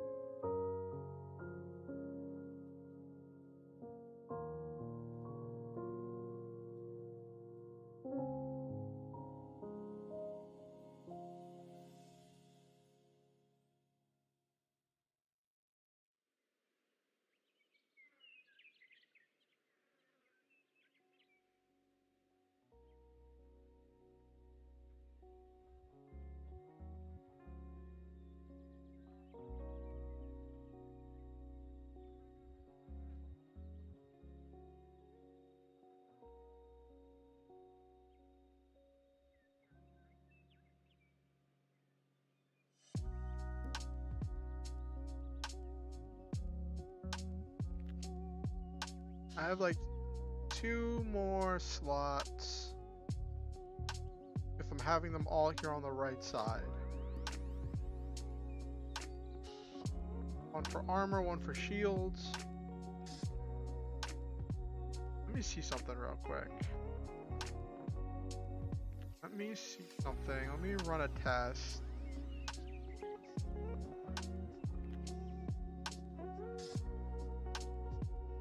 I still have to design music for this.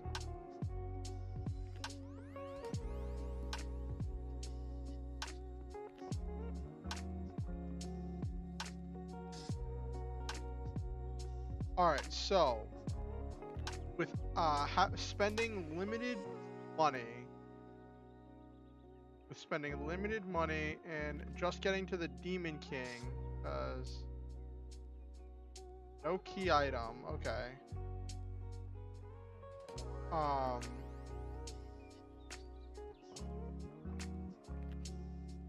Yeah, with no key item at 5,430, that's not a lot. Like, there's been no grinding. That's not a lot of gold.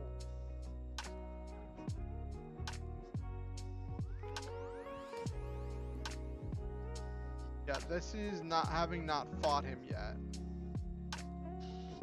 Okay.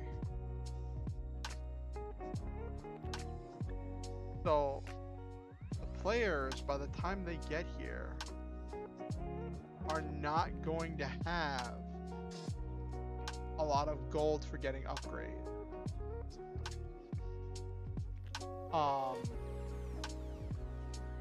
Look at how much gold I was awarding for some of these fights.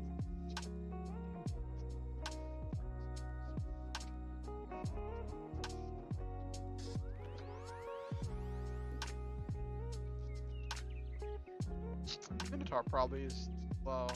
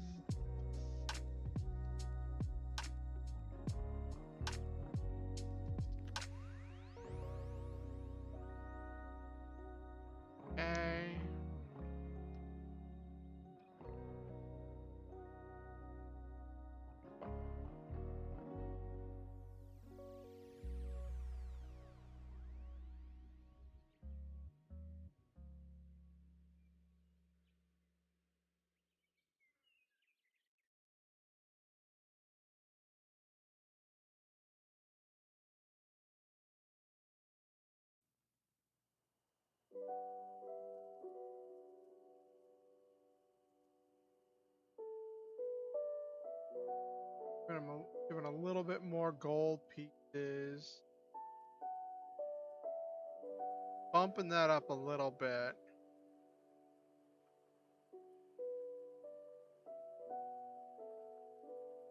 Okay.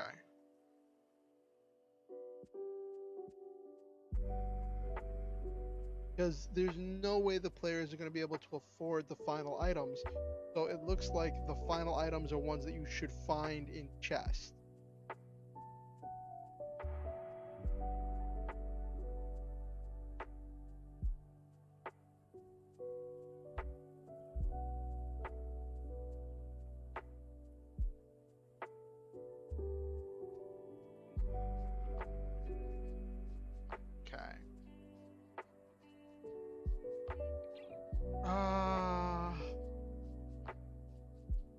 I could probably stick the dragon weapons.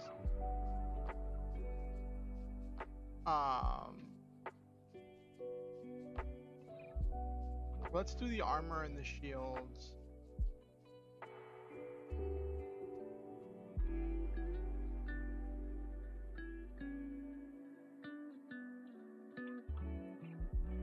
Hold on. First, let me fix this. It's gonna bug me.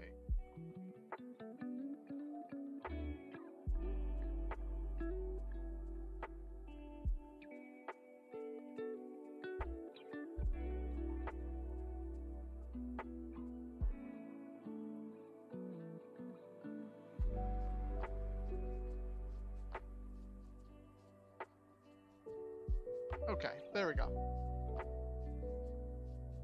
That's better. The way it was lined up before was bugging me. Because it was right up on the pillar.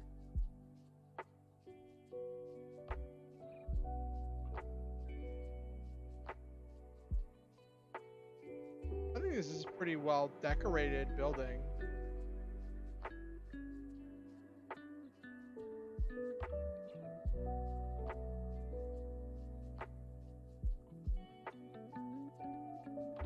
Got items.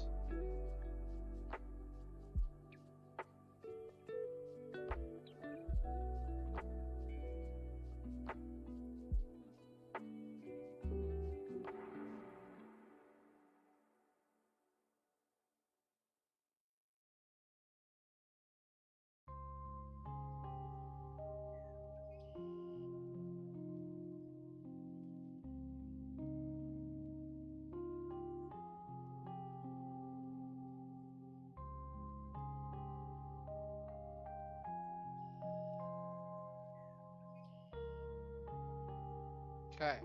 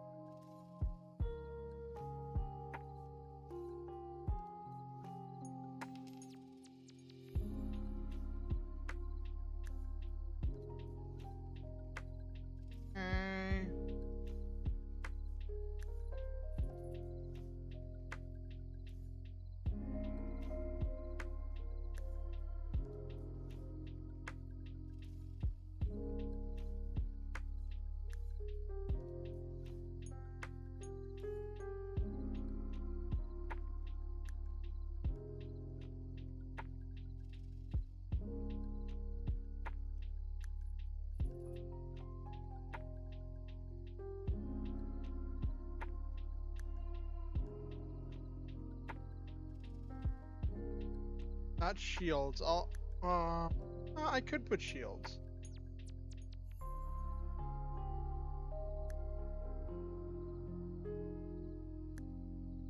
No, I'll use the last one. Yeah, I'll put them. I'll put everything in here. Shields and helmets.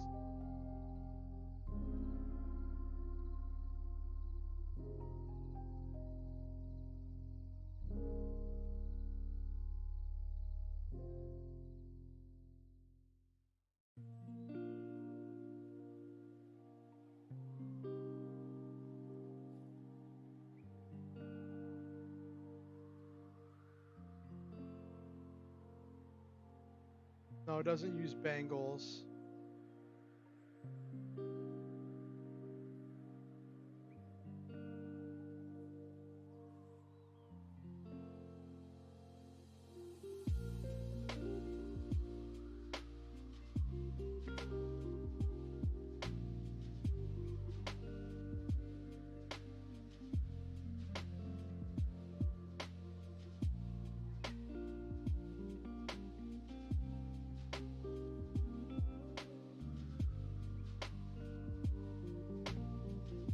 it's gonna have a lot of stuff on it.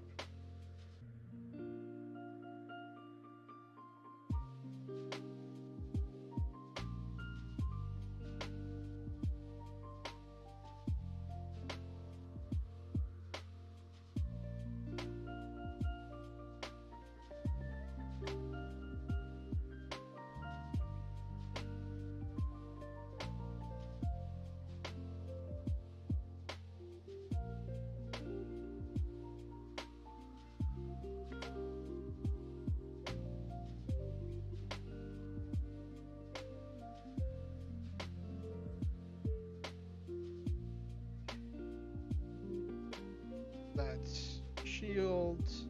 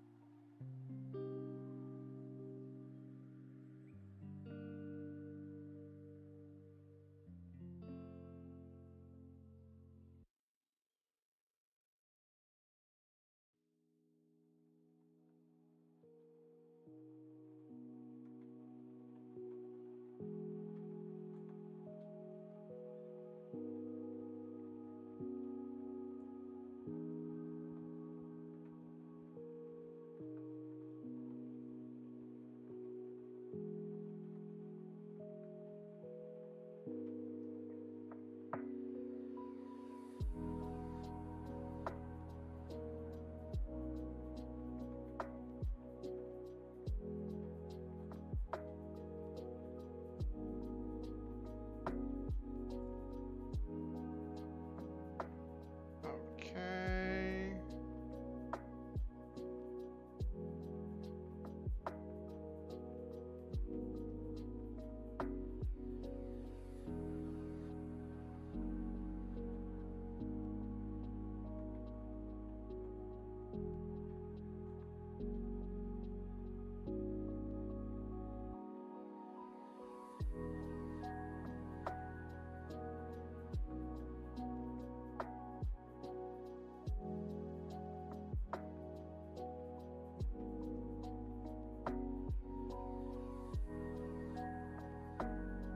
Alright, so we've got items, we've got weapons, we've got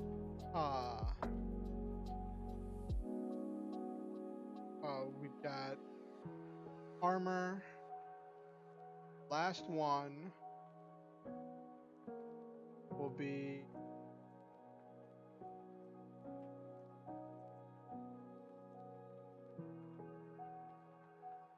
I guess it'll be the battle items, the accessories.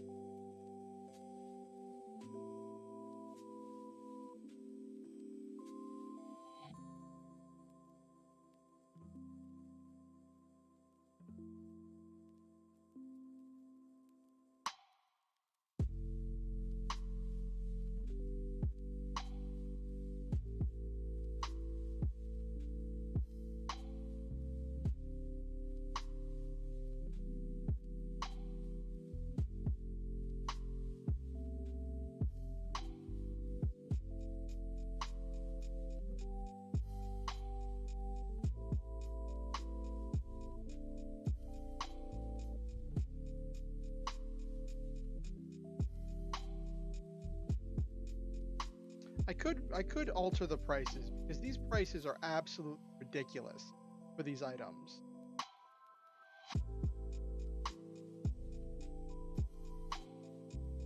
Like, these prices for the high-end armor and weapons is insane, but if the point for them is that you're supposed to find them in chests,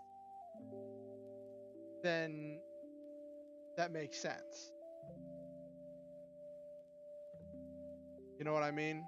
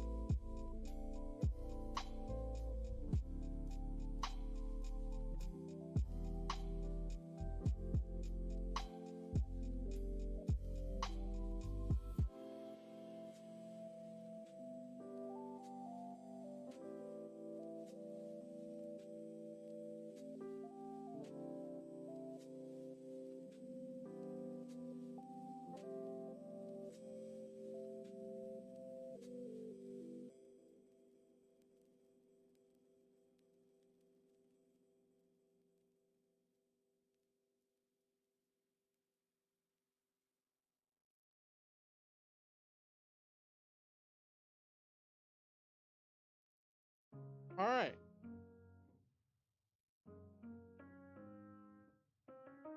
Let's get all that.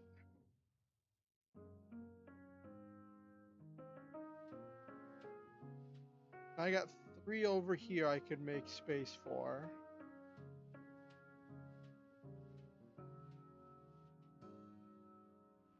I know I want right here.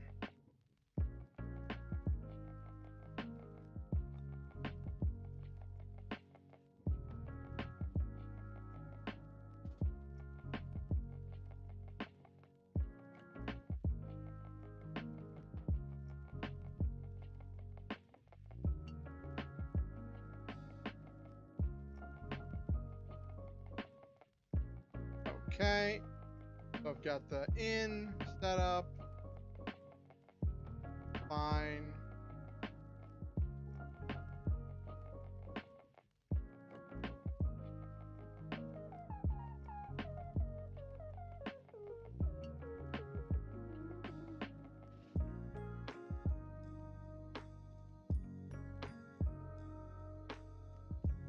Probably put some chests with money in them. Yeah, I could put some chests with money.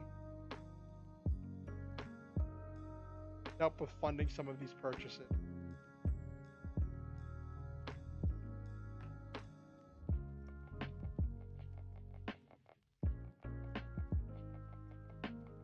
Three chests with 5,000 gold each. Yeah. What chest colors have I already picked up? Gold chest, red chest, green chest.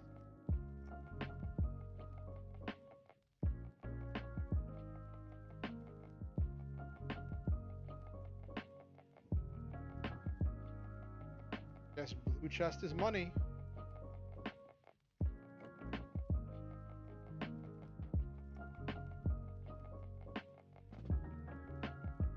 Gold, red, green is what I have so far, so yeah.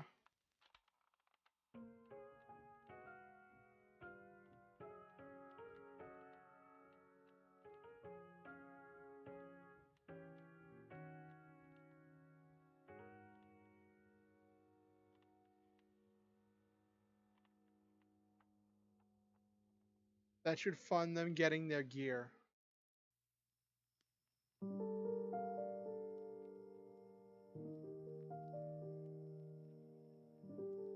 Okay.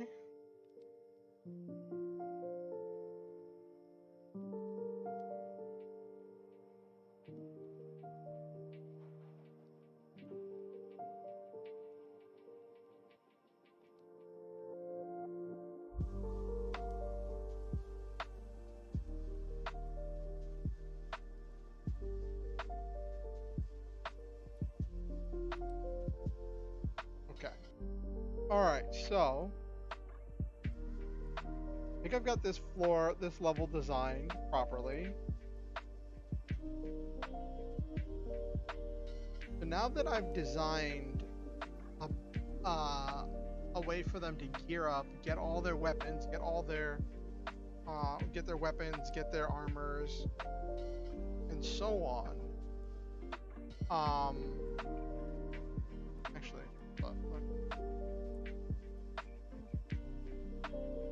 oh yeah, it has the tactician's robe. Okay.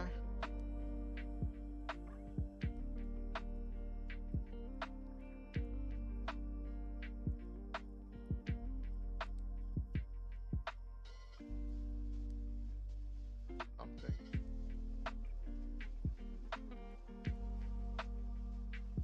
Master.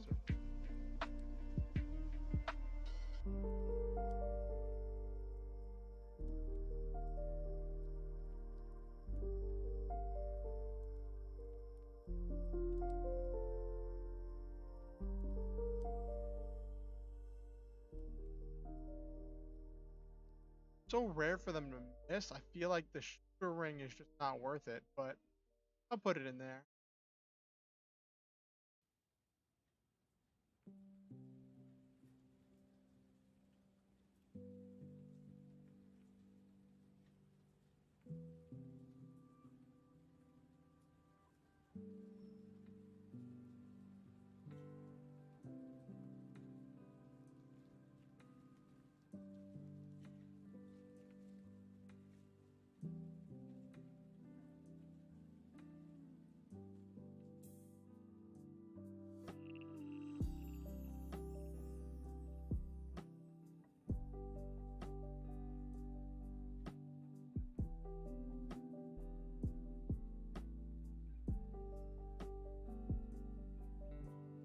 Ah.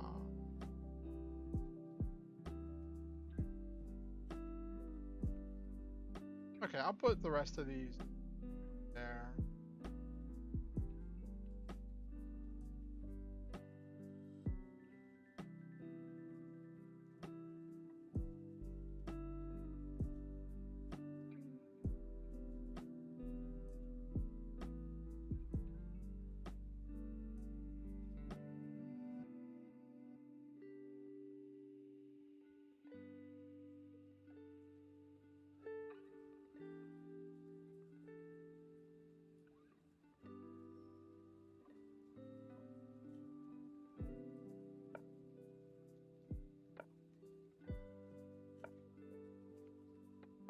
That's supposed to be 1,000, not 100.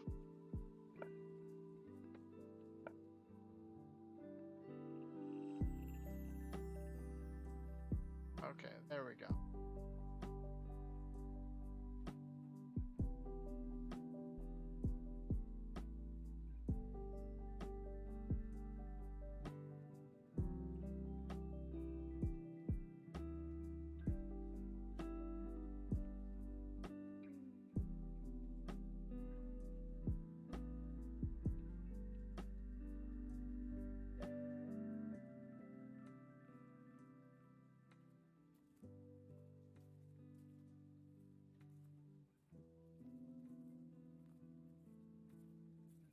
I got master ring, so I don't want that.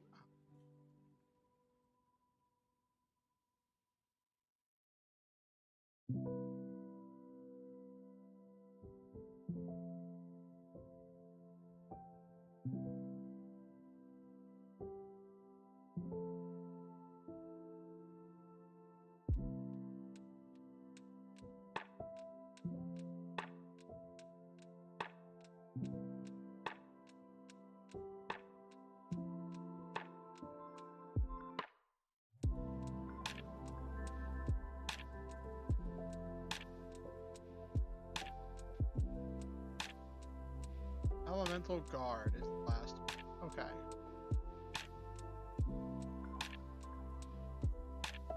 There. Okay.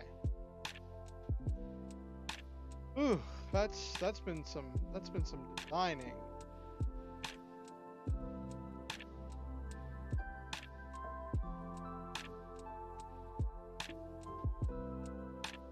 A a lot of this stuff is stuff that I probably should have had in the Blue King's castle, but I just was not designing all of that. I think I made the Blue King's castle too big. It being 2 floors just made it an absolute nightmare to design. I may go back and redo it because right now it's filled with tons of empty space. Whereas this is a lot better. Almost every room serves a purpose. A room is either a connector between 2 other rooms, or it contains something, or it's a connector and it contains something.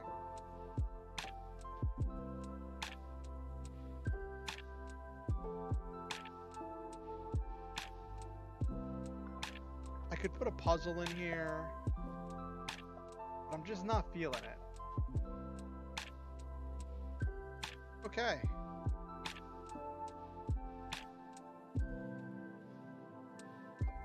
That looks good.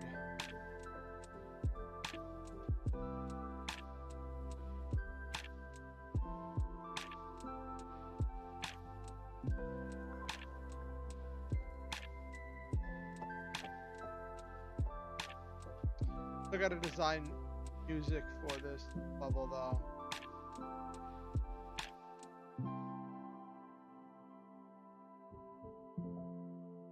Right.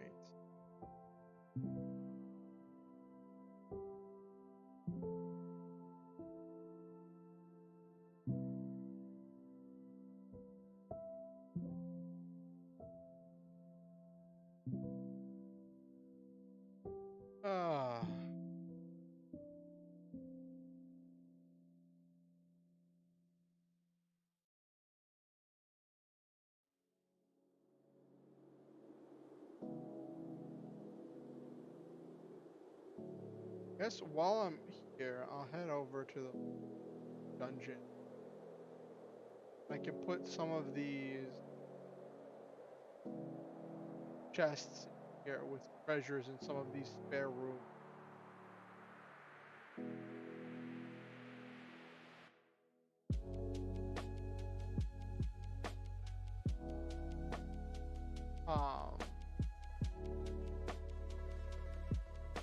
I guess I could put money chests.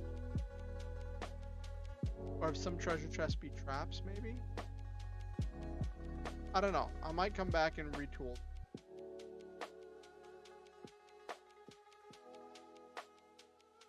I know this place is massive.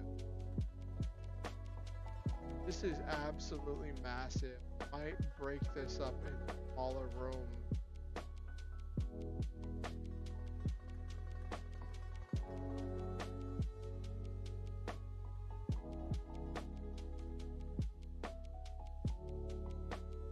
There's just so much empty space here.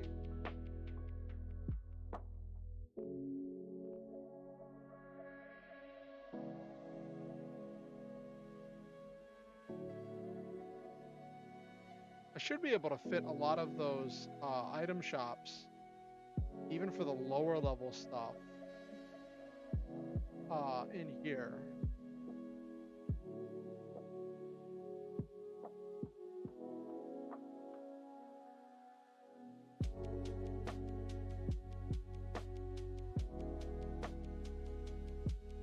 Anyway, I'm feeling like we've got a lot of stuff done. Got the Cloud King's castle designed all the way through. I'd say this one's pretty much done. And I'd say a couple hours for getting a full map done, start to finish, plus items and shops. In a way that I'm happy with. I'll take it. What do you think, chat? What do you think? What do you think of the map?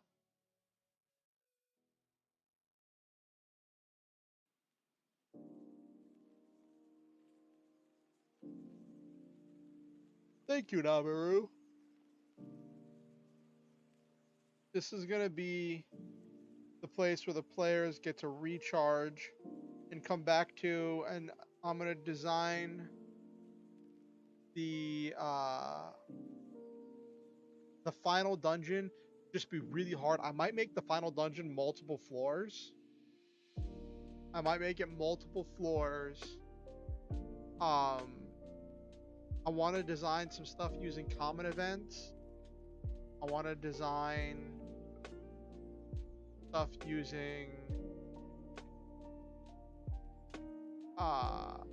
like I'm debating designing a fishing mini game to use at certain areas in the Cloud King dungeon just because it's so bizarre.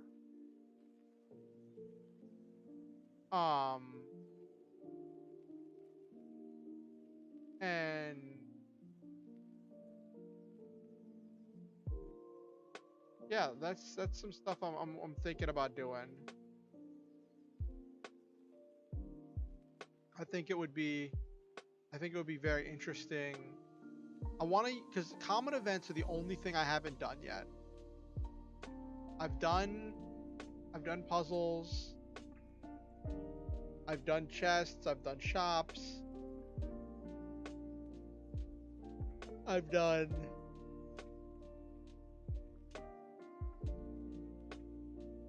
a bunch of stuff. Like looking at my design, I wanted every dungeon to do something different, right? My first Under the Mountain featured a cutscenes.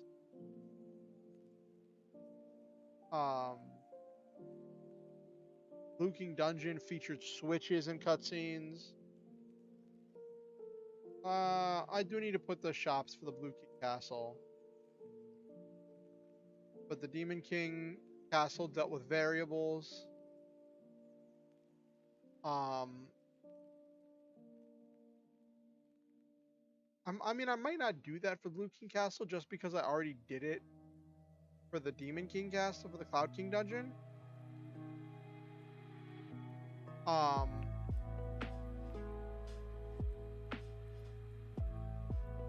Still not sure. Unsure.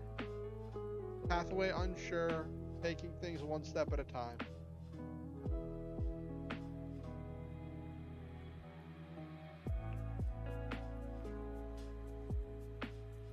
Let's start winding down for the night. It's a little bit earlier than I normally wind down. This is about the time when I'd normally be winding down. I know we started a little bit late, but I just haven't done this in a while, so it's taken a lot out of me.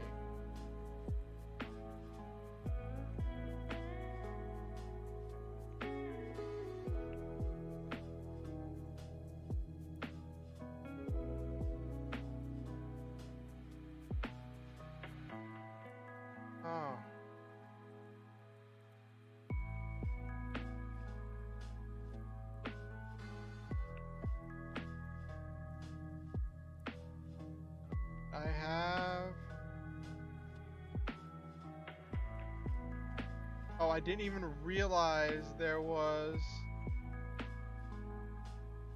I didn't even realize there was another bot.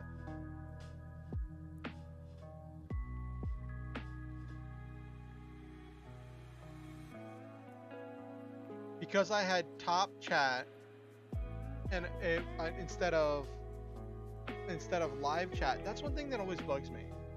Whenever I look at my tools, it always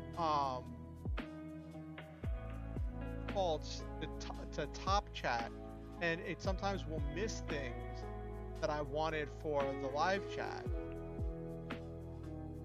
So I'll miss little details.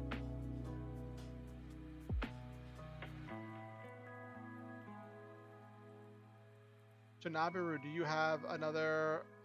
You're gonna have another one of your gaming sessions? Another one of your game nights and your RP sessions this week?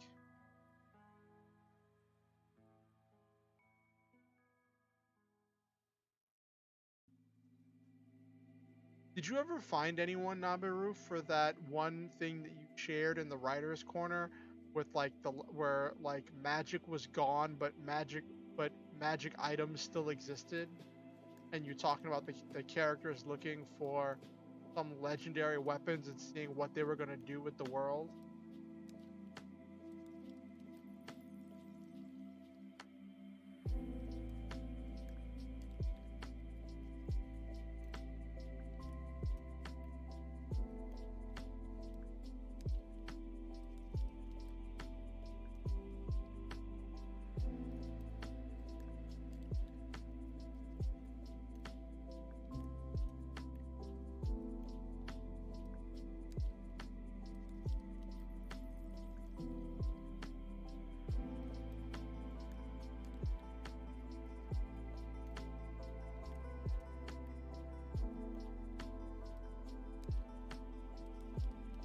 Oh, you never made a post elsewhere?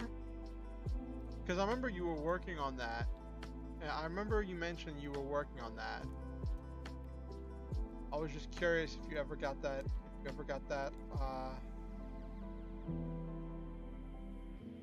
Got that off the ground.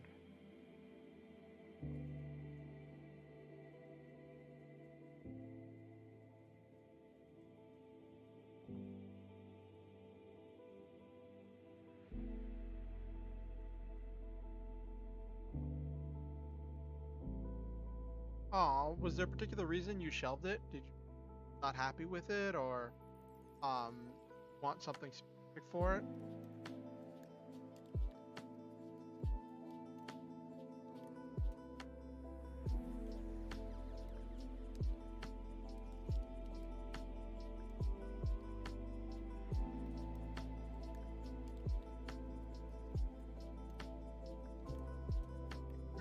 Okay.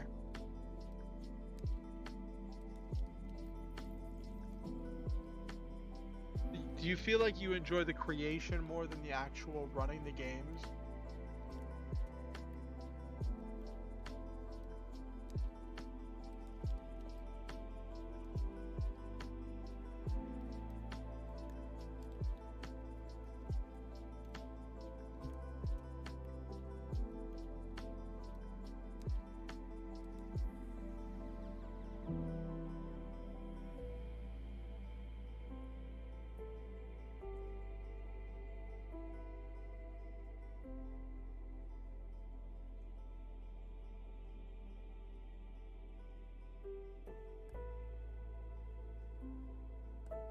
I know for me, like,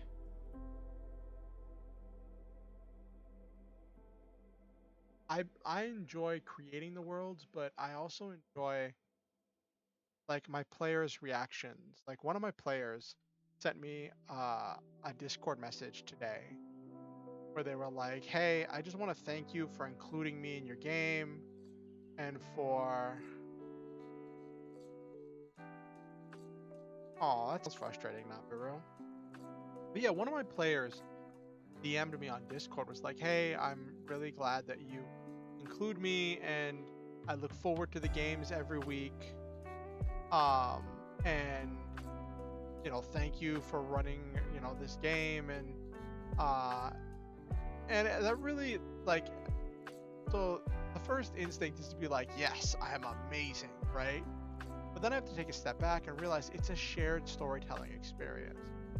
So much of what we do, what I do as a game master, I couldn't do if I didn't have great and creative players working alongside me.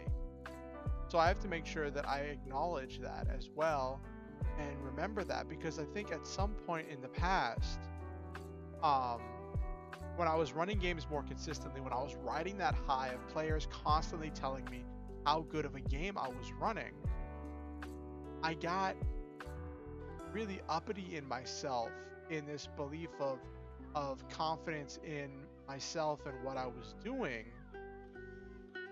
Um,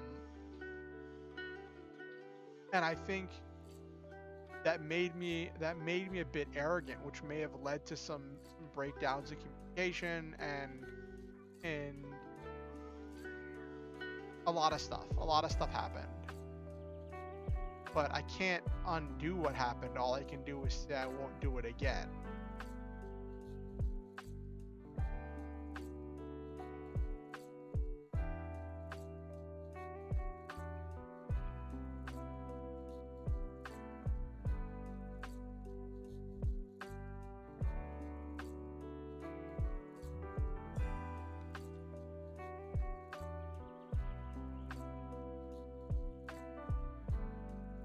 Yeah, I can see that, Naviru. I can't imagine. I'll be honest, I cannot even imagine running an entire game through text. Like that.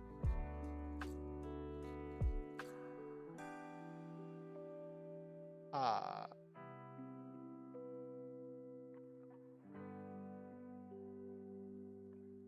that just blows me away.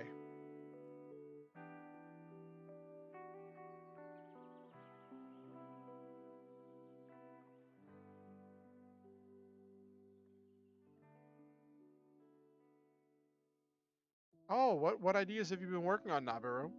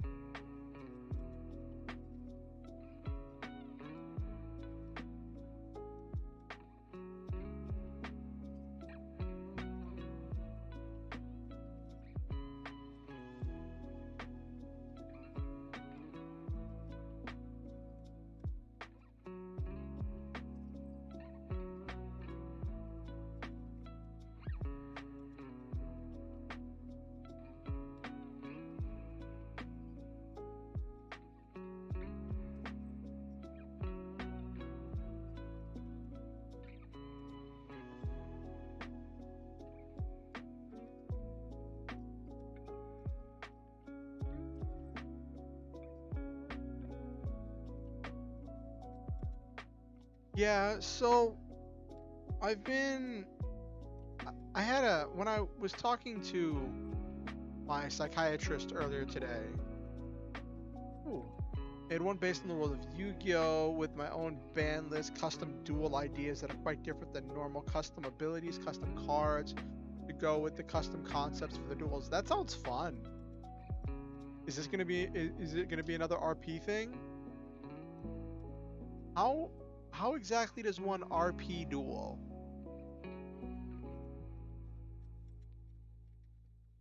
Do you just always have the cards in hand that you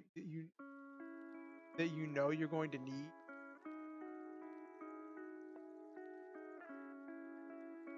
Like how does that specifically work?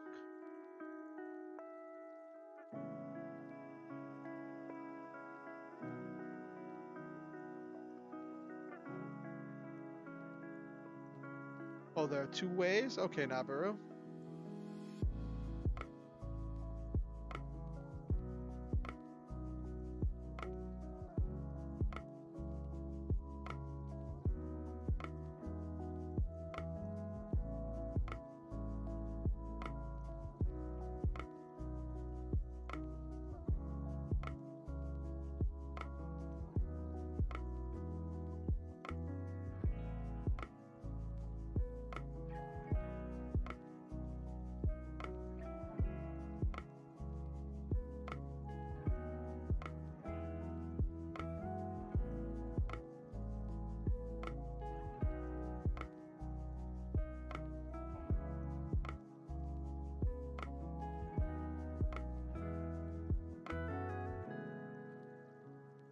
Story-based duels where you plan out the end.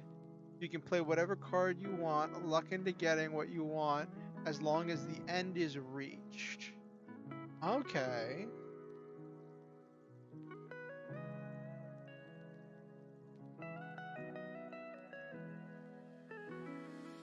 That sounds interesting. What's the other way?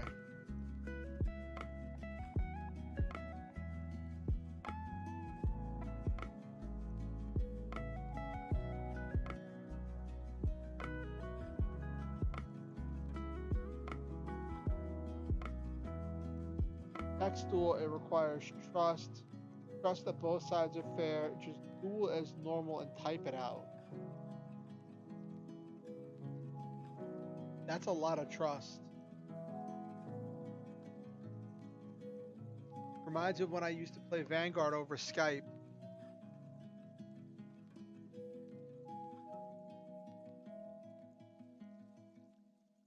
Oh, okay, Nabiru.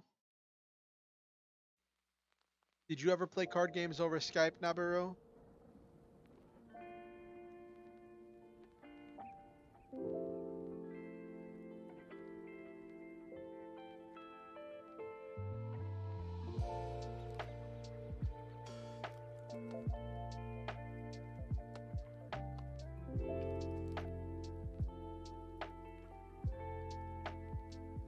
It was the wild, wild west. It was something. I was in a Skype tournament and I got one game in. Oh, you use the first form where like you agree on what the endpoint is, and then the RP is just you all coming up with crazier and goofier ways to achieve that endpoint.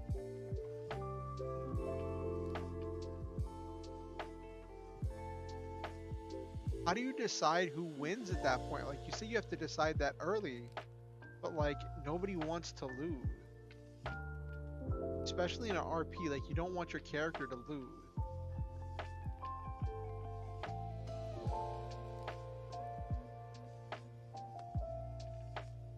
Which is uh-huh. The story is what's important. Though it's funny, so when you mention that, that also reminds me of this fun fact. Did you know that big action hero movie stars like The Rock, Vin Diesel, and a lot of them have it in their contract, have a standing thing of like their characters, whatever character they portray, are only allowed to lose under certain circumstances. In any, no, it doesn't matter what character. Their character is not allowed to lose except for very certain circumstances. Because they're trying to build this image, this brand, so that way they actor are consistently known for playing powerful characters. So that way, as soon as the viewer sees them, the viewer knows that they're getting an extremely powerful, capable character. And so, whenever you have big star power actors who have these image clauses in their contracts, um, you either put them all on the same side, or you have to navigate this very bizarre uh, logistical nightmare of how do you fulfill all of these image contracts, making sure nobody loses except for certain extenuating circumstances, while still having a functional story. And a lot of movies just crumble underneath the weight of that and don't tell a very good story. They forsake the story for just saying we're going to compensate by having even more action.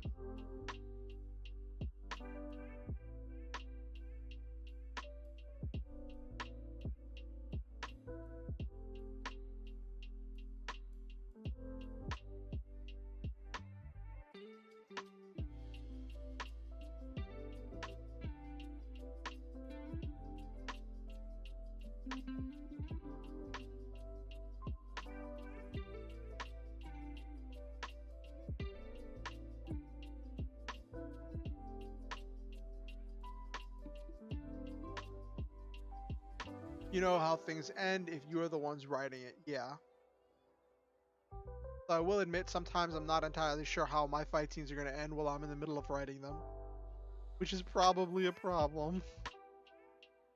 I did some research on how to write fight scenes. One of the things it talks about is making sure you have a beginning, middle, and end, and not going for a blow by blow for writing a novel. But instead focusing on what the characters are doing, what they're trying, what works, what doesn't work, setting goals for the characters over the course of the fight, and having them show actual tangible progress towards those goals.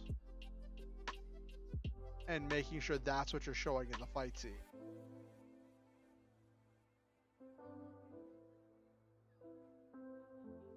Oh. Oh, I see, Nabiru.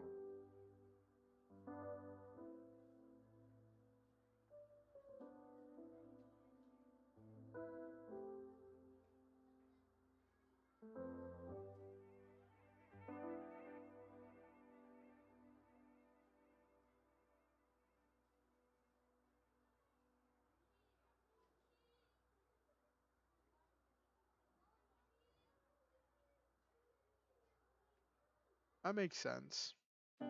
So I had this interesting experience where this morning when I was, well, not this morning, it was more like this afternoon. I was talking to my psychiatrist and I told her about my writing and how much time I'd been dedicating. It was to not only impact the plot, then ones that do, you can always tell who will win in plot duels. Yes, you can. And I was telling my psychiatrist about my National Novel Writing Month project. And she asked me, she's like, "Can you tell me, like, in a really succinct thing, what your story is about?" And I realized I never really sat down and thought about what the story was about. And then when I sat down and really thought about it, I'm like, okay, the idea here is there are these two forces that are battling, and the main character has no control over either force, in no way to actively end the battle that's happening, and is caught up in a situation that existed before him and may exist long after him. And that means that his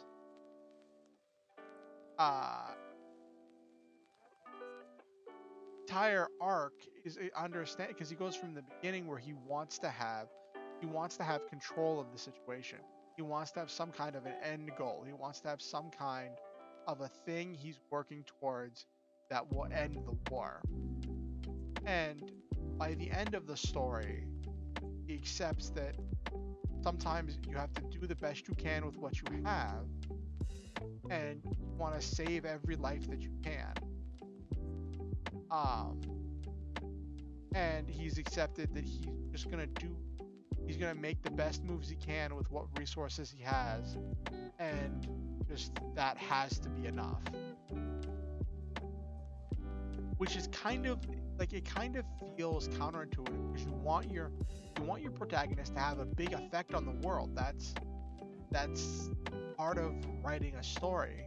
But I feel like in my life, I have been caught up in so many things outside of myself that I feel like I don't have a lot of control over the world. I can only control what I do in reaction to the world.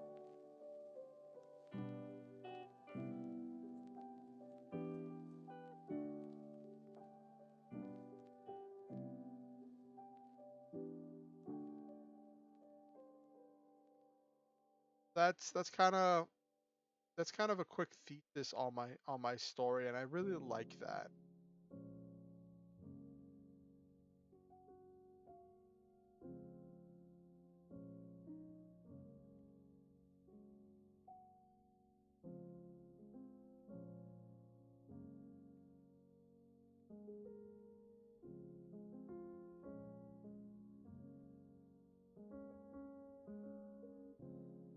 Yeah, some stories can be quite like that, and it's nice.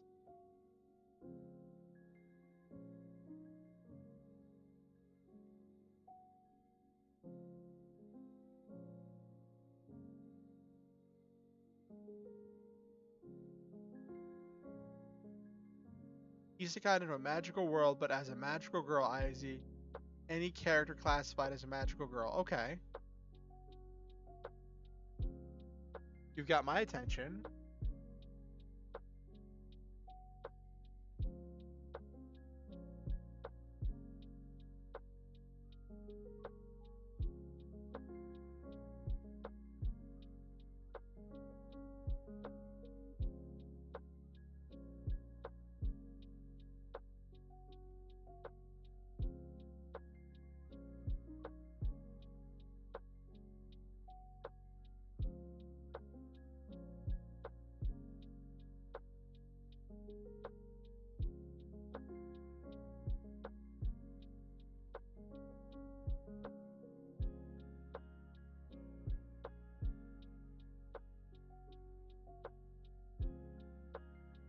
So, uh, what do you do in this world as a magical girl? Doesn't matter what gender you were. After being isekai, you either end up in the body or you replace them as your normal self. But everyone calls you by their name. Your henshin is theirs. Oh. I just hope I don't end up in the world of Yuki Yuna. Have you seen the anime Yuki Yuna is a Hero, Nabaru?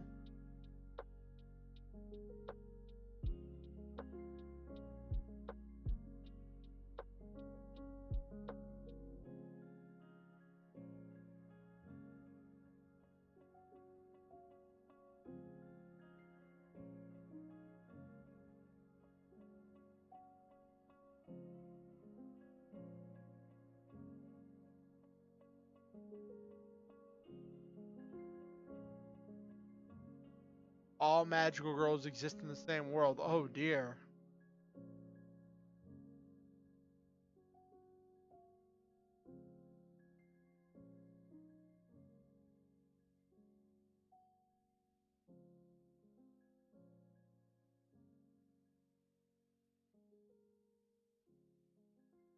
The Sailor Moon could run into Ryoko Matoi. I don't know if calling her as a magical girl is a fitting comparison, but it's pretty close.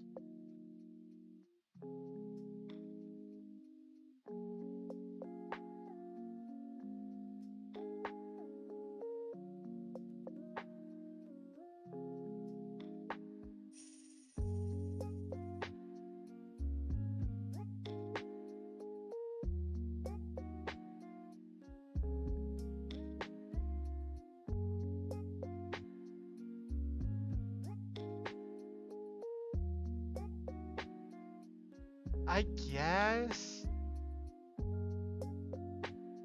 I guess.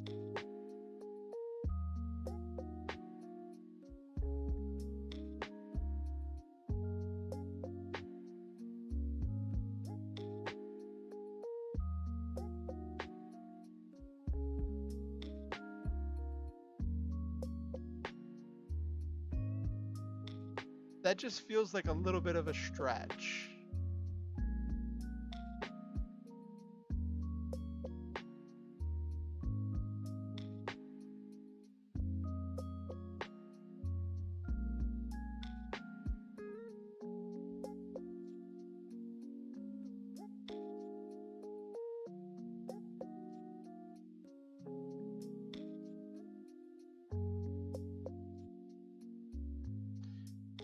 Remember I said you could replace them or gain their body, so imagine, say, Bleach Ichigo forced to transform with the uniform of a sailor's skin.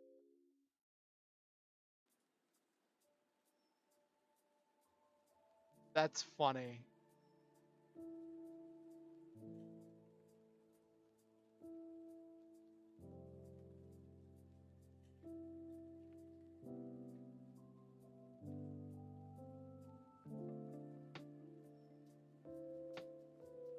All right, Silva.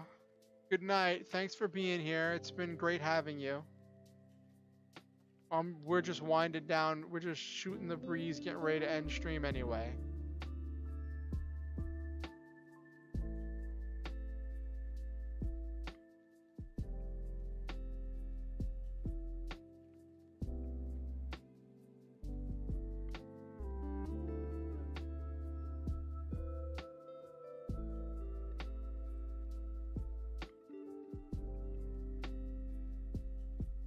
Yeah.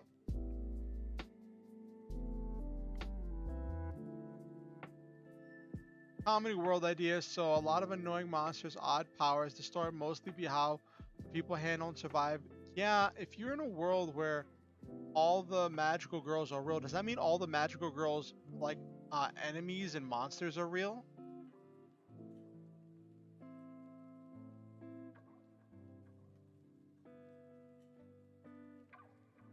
Because if that means that all the magical girl monsters are real, then you're in for a rough ride.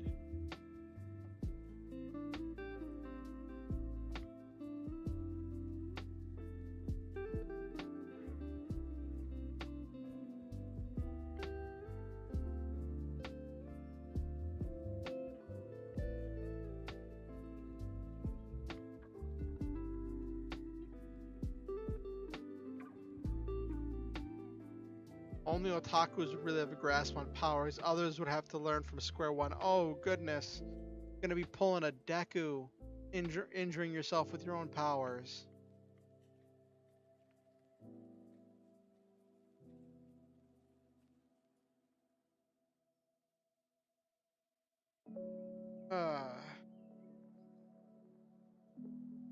Anyway, a little bit early, but I'm feeling kind of tired and kind of hungry. I don't know if I'm hungry or if I'm just like burnt out because dealing with video game design after not doing it for like 3 weeks is just tiring.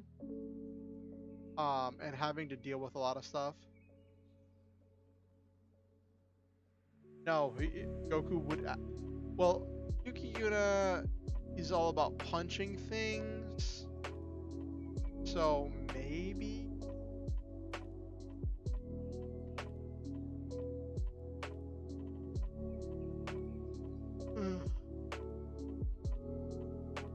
I feel like he'd know how to use the powers, but he wouldn't know how to defeat the monster.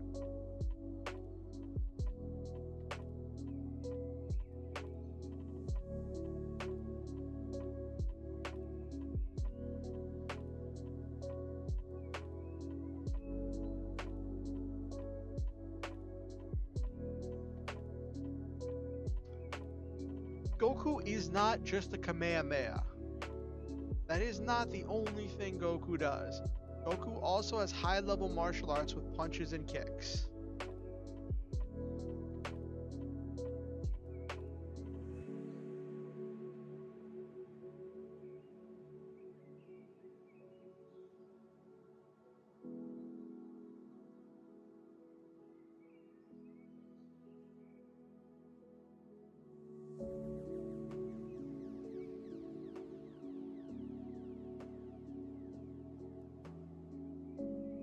You know, I had a friend who used to talk about why he thought that Goku would beat Superman, and he thought that it was just like because he believed that Goku had such high-level martial arts training that he would be able to compensate for the power difference with technique.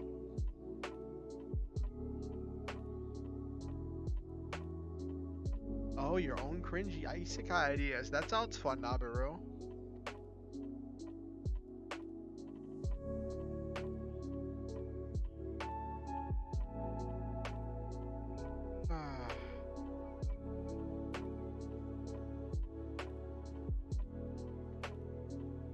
Alright, let's start winding down. We'll finish winding down. We started winding down whenever I changed screens. We were just chatting. Oh, you're working on one based on the battle you were talking about earlier. Okay. Was that the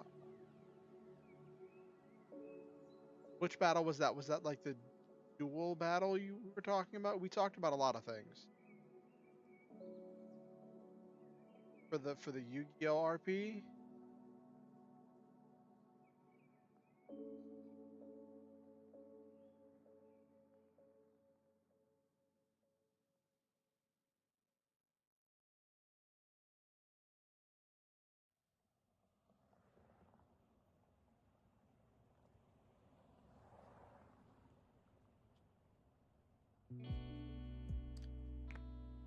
Isekai quartet, but not a comedy. Ooh, that sounds interesting.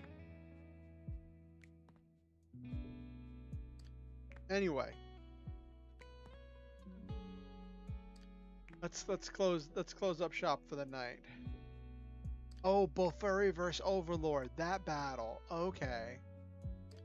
Does Bofuri count as an isekai? Like, they're not like they're playing in a virtual MMO, but like they're not trapped there. They go home, right? Does Bofuri count as an isekai? I would have thought that it would be more of a slice of life.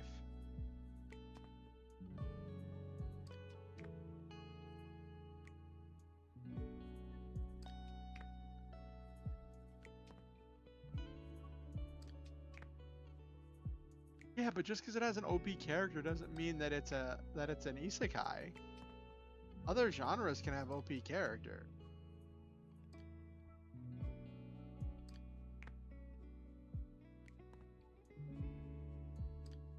Like shonen has OP character. Like there's a lot of gag anime that have OP character.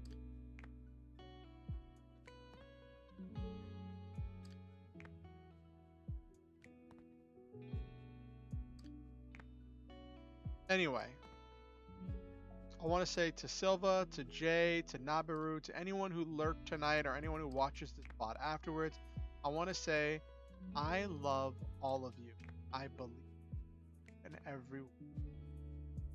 I think that you all make this world a better place just by being in it, and I'm grateful every day to live in a world with you. You are all wonderful, unique, powerful, and precious, and each of you brings a special energy to everything you do that only you can. I think you all are wonderful, and I'm just happy to call you my friends, call you my viewers. I'm just happy to see all of the projects you're working on and the goals you're working towards. I would ask that you like the stream. It helps the algorithm with showing it around. If you have any suggestions, ideas, questions, comments, you can leave it in the comment section. I may not respond to them all, but I will read them all as long as you're not banned.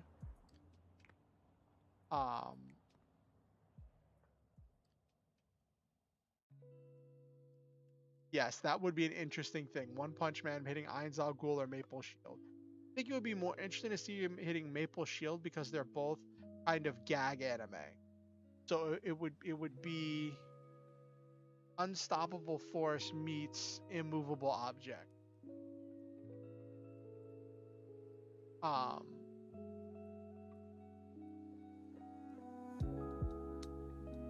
was I saying? I was saying about liking the stream, leaving comments. If you want to keep up with what I'm doing, please be sure to subscribe and ding the notification bell. It'll let you know whenever I go live or whenever I release any new content.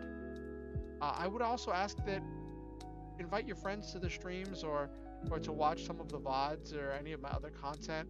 I'm always looking to add new people to the community and to meet new people and make new friends. If you want to keep up with what I'm doing outside of YouTube, you can join the Discord or follow me on Twitter. There are links to both of those in the description below. Also, always remember, you never have to pay to be a part of this community. You are all welcome here, no matter what. But if you ever feel motivated to give to improve the stream or improve my life, there are links where you can do that in the description below. Always remember the Star Hunter motto. Shoot for the stars, have wonderful adventures, live your dreams, and always, always, always stop to enjoy the meal. Right now I'm planning for the next stream to be Monday night at 8:30 p.m. Eastern Time. Not sure what the stream is going to be. Might be writing, it might be another video game stream because we kind of got a lot done and might keeping up that momentum. We'll see how I feel on Monday. But have yourselves a wonderful night, and thank you all for coming.